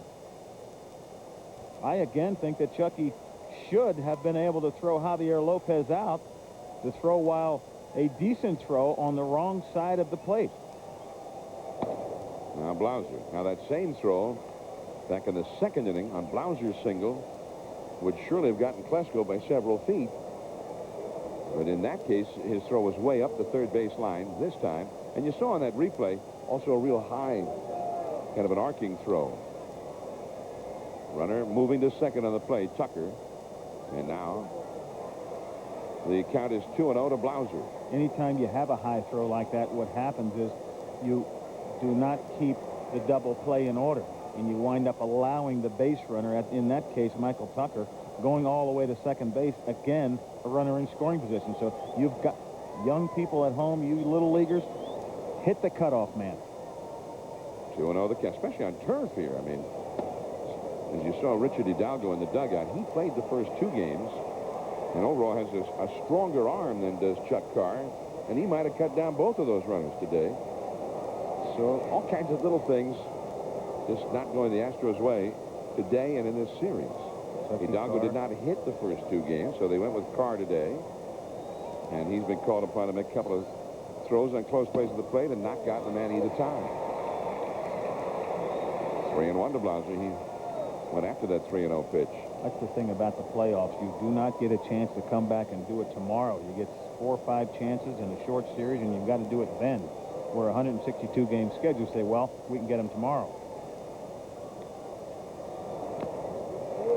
Foul tip. It is 3-2. Russ Springer, formerly with the Yankees, California Angels. Had some back problems from time to time. Very good friends of Tony Cloninger, the bullpen coach of the Yankees. They're from the same area. So he has helped him with his career. He's been successful here. 3-2. And it's a walk. So 3 straight have reached here against Russ Springer. Let's go to our colleague, Kevin Kennedy. John, one of the reasons I think that Michael Tucker swung the bat is because they had Blauser on deck and then John Smoltz. So in that situation with a left-handed hitter, you let him swing the bat. And Bobby Cox has played extremely aggressive today, and it's paid off, and that's what he's done this whole series. And now he's managing these last 9 outs. I would look for Andrew Jones to go in for defense as well. So this is a bunt situation as well, even with one, in this situation with the leadoff man on deck. And the Astros, Bagwell pulled way in at first. Smoltz brings the bat back and doesn't get it. 0-1 the count. 2 men on with nobody out. Tucker at second. And Blauser is at first base with nobody out. The Braves have the chance now to put this game away. Although he swings the bat at the first pitch, he may bunt this pitch. If he does bunt it, I'm sure he'll try to bunt it down the third base line. He bunts it, but pops it in the air. Osmus quick to back to make the catch. Nice play by Brad Osmus. Got the quick read on it and got to it. And I noticed there, John Smoltz not happy with himself because he did not do his job. Does not have to get base hits, but what he's supposed to do is get the bunt down. Winds up popping the ball up. Had the barrel down. Brad Osmus making a nice play, following the ball, never taking his eye off it. Very seldom will you see a player take his eyeball off the ball when they play in a dome, because the baseball is the same color as the roof, or at least close enough to where when it gets up that high, it's very easy to lose it. Now Lofton, still runners at first and second. See Smoltz there. Braves pitchers all really take pride in their capabilities at the plate, whether it be getting the bunt down or getting the occasional base hit. Most of the Braves pitchers also help themselves at the plate and do it more often than the pitchers they're facing. They're all good hitters, all great pitchers, good fielders. They take pride in being complete players. Lofton is 1 for 3. He's been on base twice in this game. And that just missed on the inside. 1 ball, 1 strike. Lofton has reached on an error by Bagwell. Singled in the infield and grounded out to short. Braves with a chance here to really open it up. It's a foul off the left field line. What you want to do as a Houston Astro is keep the ball game from getting out of hand now. 2 more runs will make it a very, very difficult, almost insurmountable lead. 1 run, not so bad, but anytime you get past 4 with a pitching staff, and Johnny Smoltz has barely thrown 75, 80 pitches in complete command here.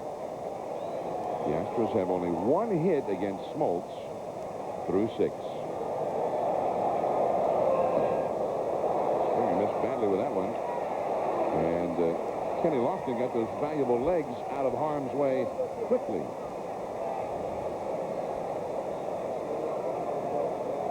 What really stands out to me is how far Russ Springer missed on that pitch. Anytime a pitcher misses a target by 2 feet, it's time for concern. 2-2 the count, and wildness has been a problem for him. Got great stuff. He's tough to hit, but his earned run average up over 4 because of the tendency toward wildness. 74 strikeouts in 55 and a third innings, but 27 walks. That one is hit well into left center. Carr is back. Nice play. Blauser was around second. He had to re-tag the bag to go back to first.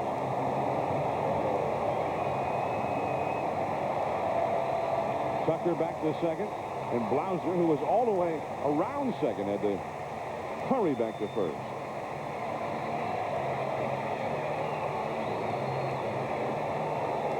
Chucky Carr now showing a complete play. Long run. He knows where he is on the field.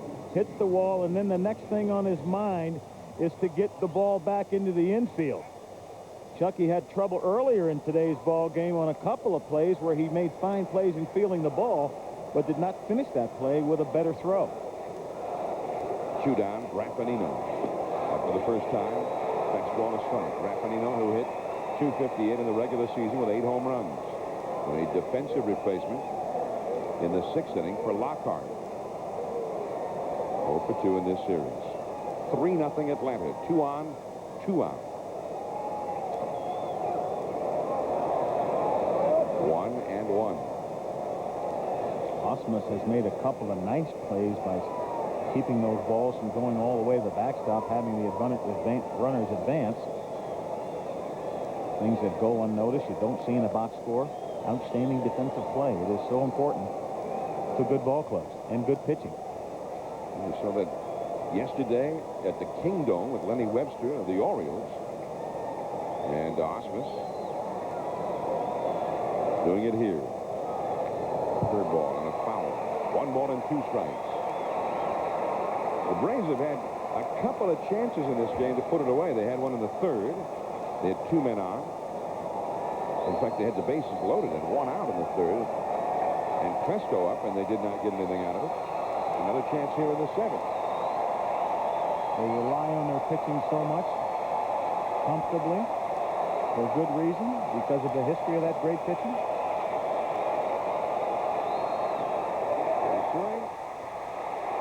The plate umpire made the call himself. Hamlin, strike 3. Still a run has scored. It is now 3-0, despite the best efforts of Chuck Carr.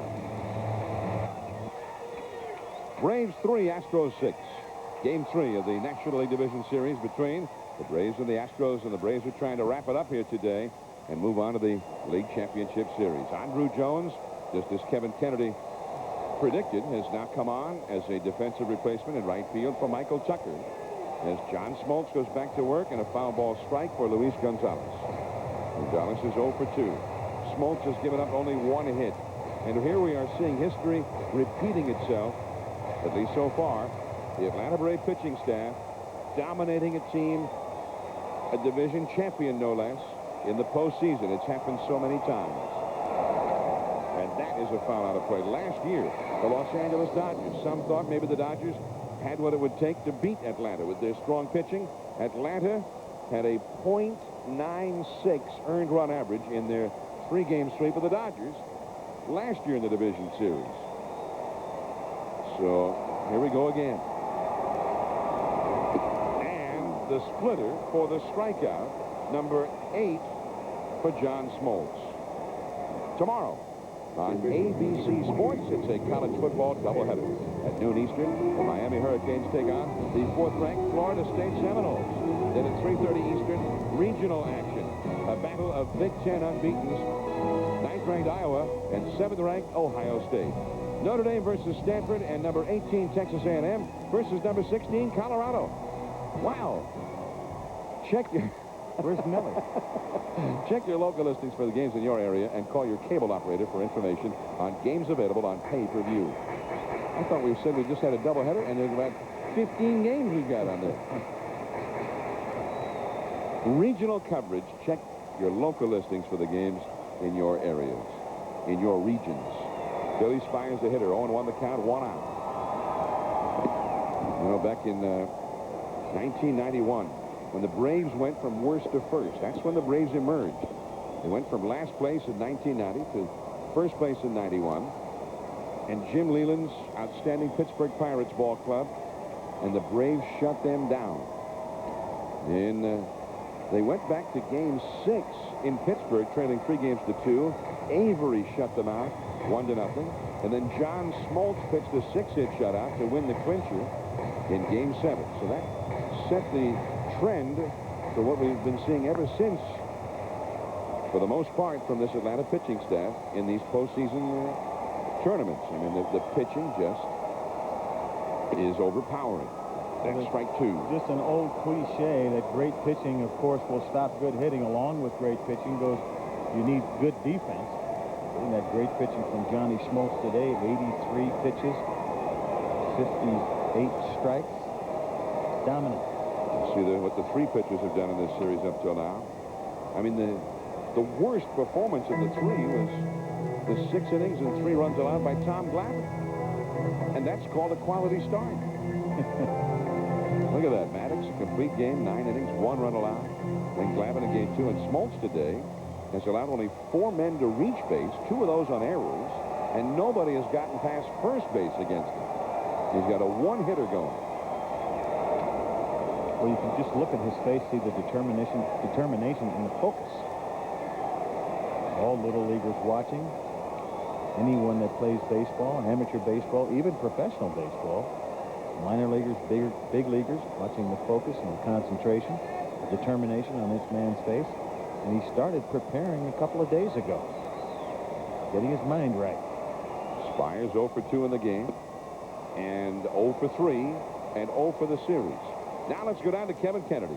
Reggie talked about the great plays Chuck Carr has made, and this is why he's ready on every pitch, and he reacts on every pitch. So this ball, watch Chucky Carr on the right, watch the pitch. The outfielders have to react, crossover, even if the ball is fouled off. That's how you get a good jump. All right, and thanks, Kevin. And, of course, we saw Chucky Carr got the good jump, and the ball was hit his way. And there's one hit well by Carr down the right field line and out of here. A home run.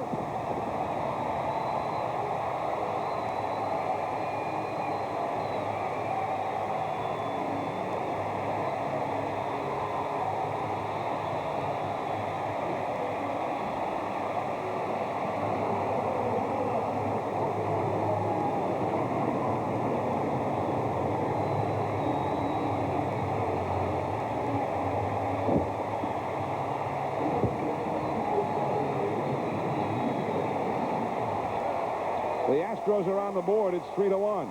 Here is Gutierrez. And he hits a high, lazy fly to right. And Andrew Jones is waiting for this one. And that ends the inning. Well, it wasn't Biggio or Bagwell, not even Bell. It was Chuck Carr who goes deep for the Astros. 3-1, but only 2 innings left. Chipper Jones, Fred McGriff, and Daniel Bautista coming up.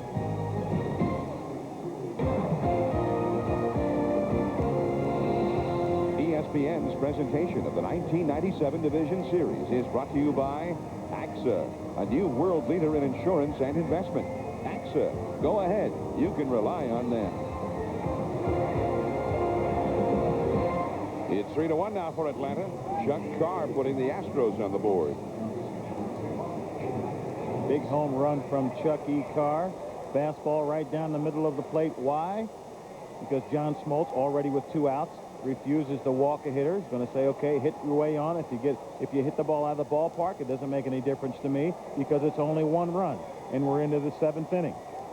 Unfazed, still focused.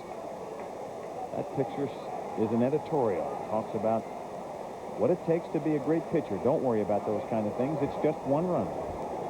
Smoltz allowed 21 homers in the regular season. Most of the Atlanta ball club, but he allowed 21 in 256 innings. Tom Martin is the new Astros pitcher, left-hander. And the Braves have Chipper Jones to lead it off here. Most of your good pitchers, when I played behind Catfish Hunter, they don't give up home runs with men on base.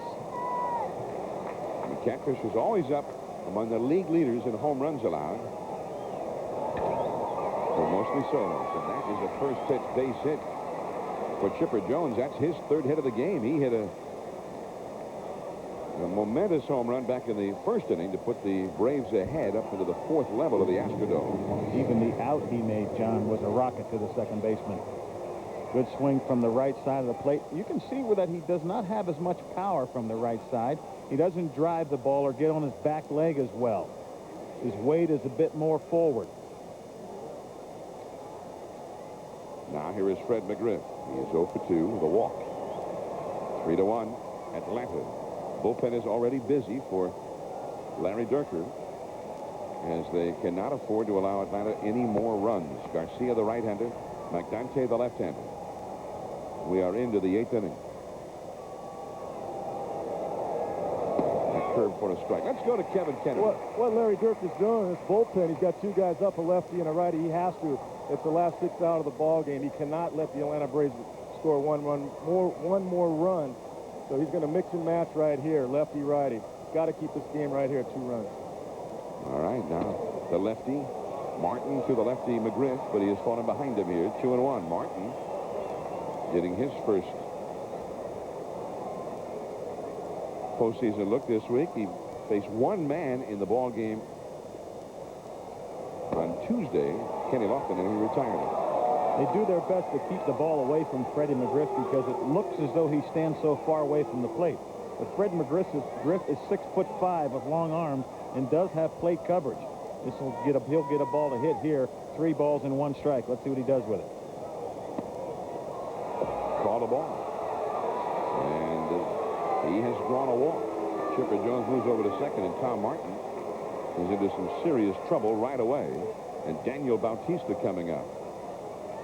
Now, again, the possibility of the bunt here, and let's go back to Kevin Kennedy. Yeah, John, I think Larry has to make a move right here, even though this guy might be bunting. He might not.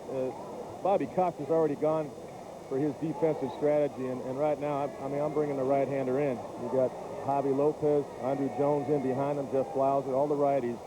So you get the lefty out of there, my opinion. He's only got 1 lefty left on his bench. That's Tommy Gregg, who's in the minor leagues most of the year. He's got Garcia ready in the bullpen. They just signaled in for the bullpen that he is ready, but Larry Dierker is staying with the left-hander, Martin, here. Bautista has squared the bunt. And Bagwell's got turns to throw to third in plenty of time.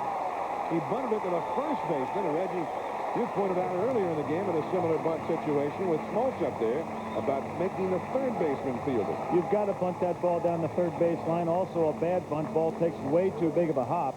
That ball needs to be bunted down on the ground, and as you mentioned, John, to the third base side of the diamond.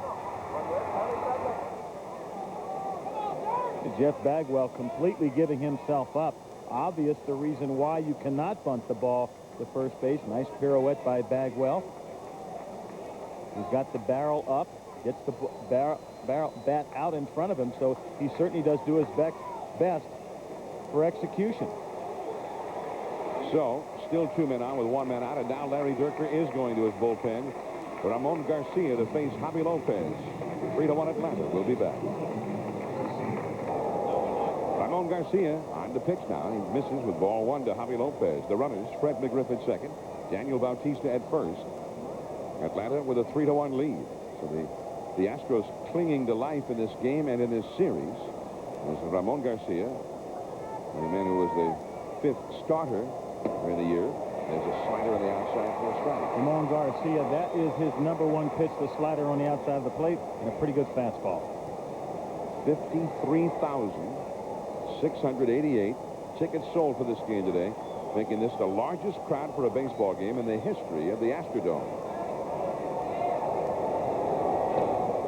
It is 2-1. Lopez doubled in the 7th and scored a huge run. You see the part of this record baseball crowd at the Astrodome,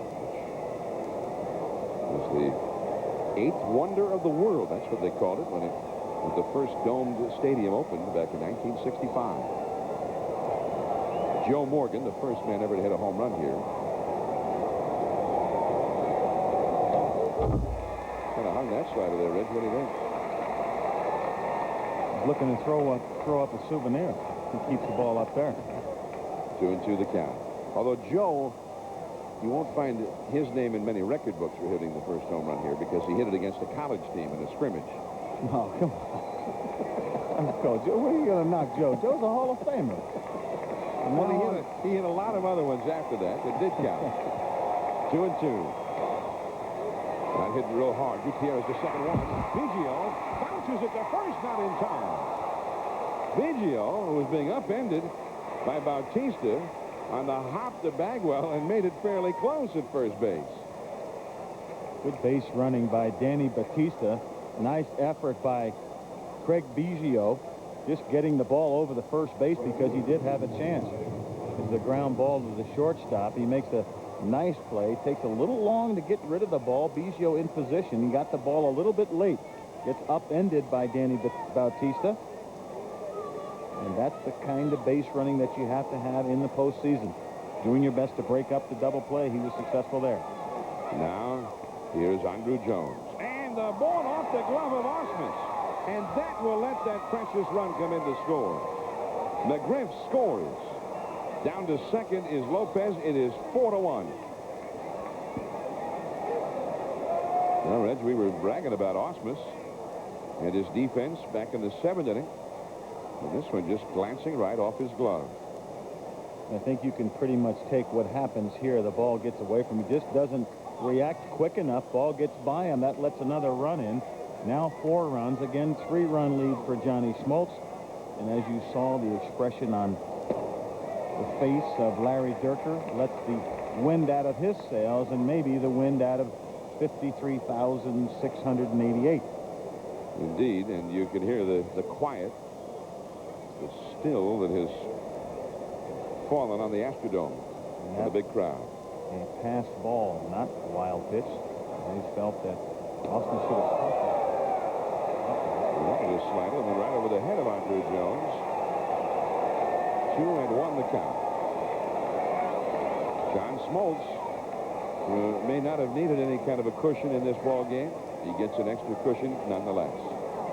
Well, this to me is just nervousness and just not comfortable being in the postseason when a pitcher who has pitched as often as Ramon Garcia has pitched throws a ball like that. Throws the ball away for it becomes a pass ball and then throws the ball over the next hitter's head. Ramon, I think, just a little nervous. 4-1 for Atlanta. Only 6 outs of life left to the Houston Astros. And slider there is 3-2 the count. Chipper Jones started the inning with a single against Martin. McGriff then walked. Bautista bunted into the force play. Lopez nearly hit an inning-ending double play. And again, that slide by Bautista comes into play because that helped keep the inning alive. And they were able to get another run with the inning still going. But the run has scored. The Braves have the 3-run bulge again.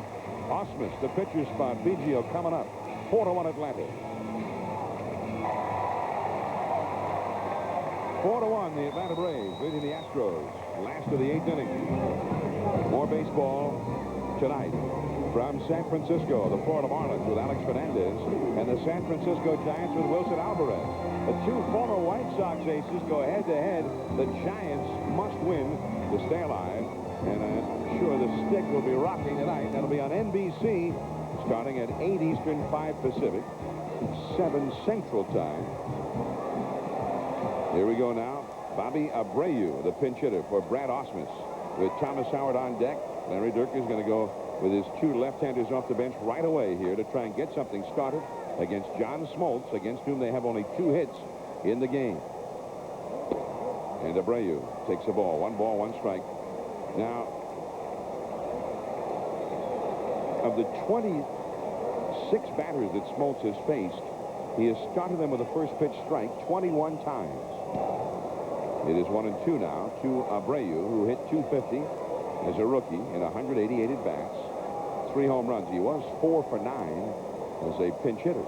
John Smoltz is throwing the ball just about as well as you can throw it, and he really just sweating a little bit. Doesn't even look like he's working out that much of a sweat. He's very smooth. And he picks up his 10th strikeout. Complete command of all of his pitches. He's getting his breaking ball over on the outside part of the plate. He's getting his fastball either in or out or wherever he wants it, and throwing in an occasional split finger fastball. He's in good shape. And he's only thrown 91 pitches, as you see. Bagwell, they would have to get a couple of men on in this inning for Bagwell to come up.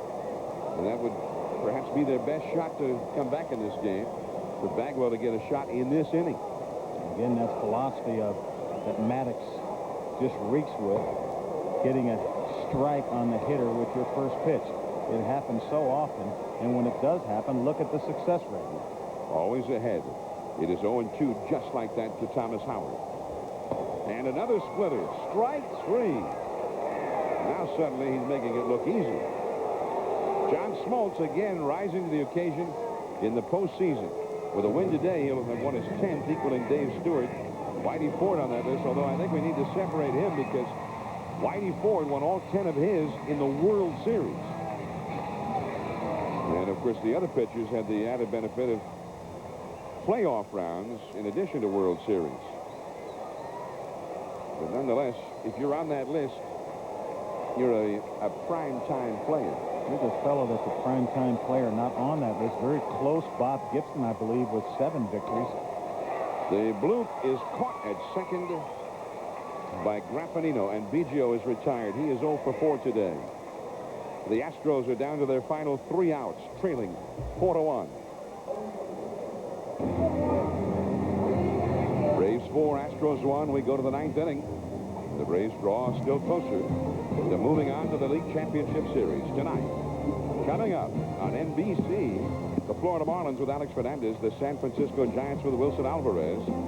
From Candlestick, that's at 8 Eastern, 7 Central, and 5 Pacific on NBC. Baseball tonight, remember, at midnight tonight Eastern. Tomorrow, a 12:30 in the afternoon of baseball tonight to get us started. And then Game 4, the Braves and Astros, if necessary. It would be Nagel versus Kyle. And then the Mariners and Orioles, Game 3 from Baltimore on Fox. Tomorrow as well. Now here's the new pitcher, Mike Magnante, with a strike to Jeff Blauser. Blauser had another big hit today, driving in a run. Smoltz will come up.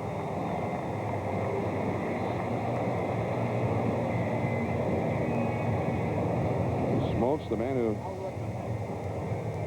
relishes the role of being the big pitcher in the big game, and that has happened often in the past, and here it is again, and Smoltz again pitching a beauty. Anytime you win, every player on the team has had a good year.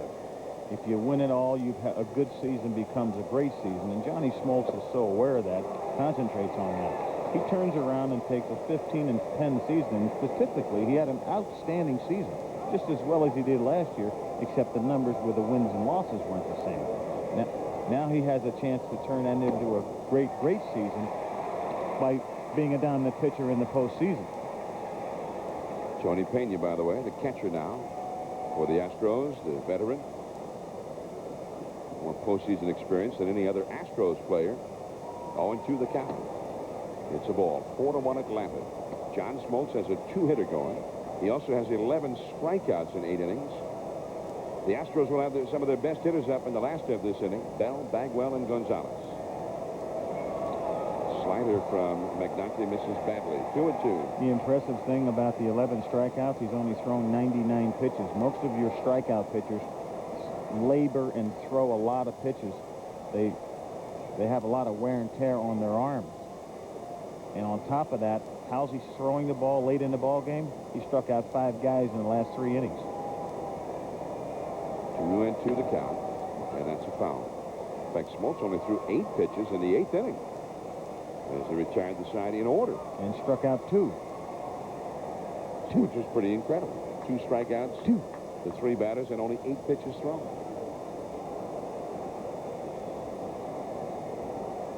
That's only for a double play. I like it, though. 2-2 the count to John Smoltz.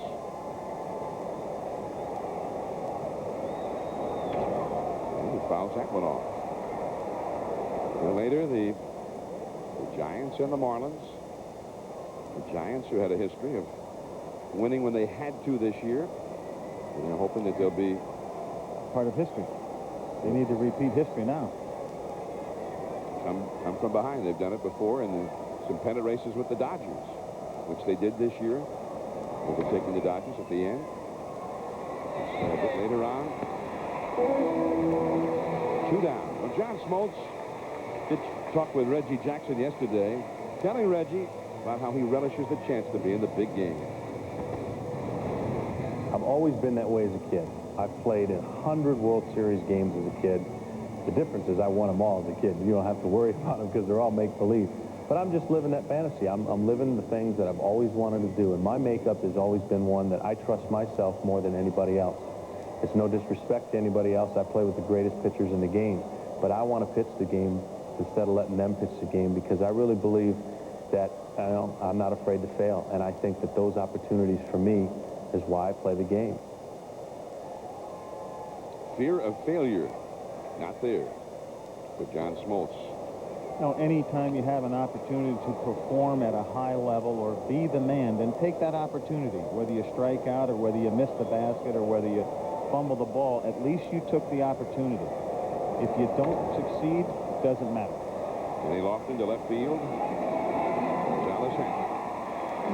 And so the Astros are now 3 outs away from being wiped out by the Braves. Bell, Bagwell, and Gonzalez coming up. We'll be back. John Smoltz, who has already set an Atlanta Braves postseason record with 11 strikeouts, now 3 outs away from once again moving the Braves into the League Championship Series. They have been to the League Championship Series 6 consecutive times. Well, they would if they win this ball game. Which, with this pitching staff, they're going to get back there again. That's for sure. Derek Bell, then Jeff Bagwell. Toward the middle, but Blauser's there. And for Bell, 0 for 13. 1 pitch, and he is gone. Now Bagwell comes up, but in a position where he can do only a minimum of damage against Smoltz. The Braves bullpen is ready if needed. But Smoltz has things so well in hand, it's difficult to believe that they will need the bullpen. Been here almost too many times. Watch his face. Watch the eyes on this man, John Smoltz. He's going to raise it to another level and get you to sign on the dotted line. He's going to close the door. Jeff Bagwell has singled to right center, driven one deep to center, and flied out to right. He's 1 for 3. Bagwell for the series is 1 for 11. Waller's on the right, number 43, and Cather on the left. Both right-handers in the Braves bullpen. Right there. Strike 2 call. Well, you just have to admire this man's ability to focus, John. Jeff Bagwell, Craig Biggio, these guys are really premier players, and he shut them down. Biggio 0 for 4. Bell 0 for 4. Bagwell 1 for 3. It's been a familiar lament, in fact, all too familiar for the Astros and their fans throughout this series.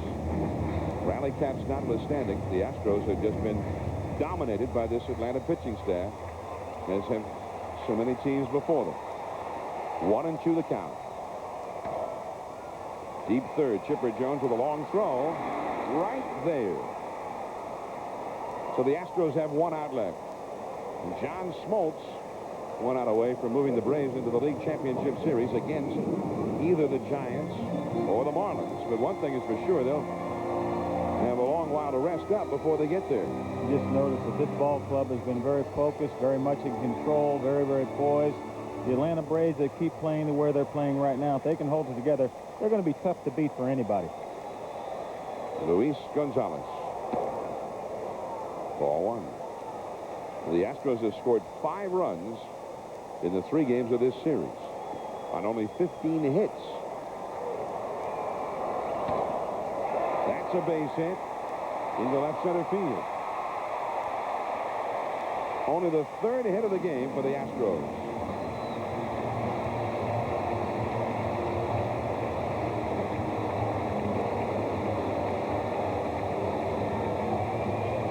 Greg Maddux wearing the glasses, looking very serene. And of course Tom Glavine on the left. The 4th big man in there, Denny Nagel, a 20-game winner. Hadn't even pitched in this series. They don't look any different when they're sitting relaxing or when they're pitching. 2 down, Joe Spires, a .320 hitter during the season. Gonzalez runs, the ball is hit foul. Spires is 0 for 10 in this series. He's still at the end of the ball game after throwing 100 pitches. He's still hitting the spot, still has great velocity, and still in command, in control of how he's pitching, all of his mechanics. Everything's right there, John.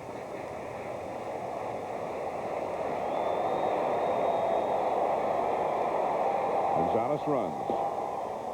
Fastball. It's 0-2. And that will probably not be a stolen base, uncontested. Indifferent defense is what they call that. Is that correct? Defensive indifference. And for the Astros, too little, too late. He took second, and the Braves didn't care. I think that's my flight to back home. Paper airplane. Landing down near third base.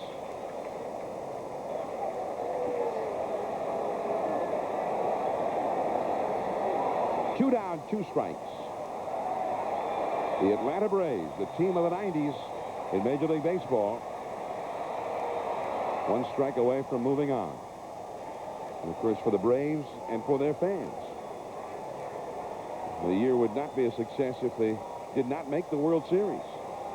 And for the Astros, their first postseason experience in 11 years, and it has not been pleasant. The shortstop, Lauser, just in time, and the Braves are moving on against either the Marlins or the Giants in the League Championship Series. It will be their 6th consecutive visit, and they held the Astros to a 167 team batting average in this series. And Biggio, Bell, and Bagwell, the men who led the Astros all year long, 2 for 37 against this Braves pitching staff. Certainly not the kind of performance that you would expect or that you're going to need even to compete.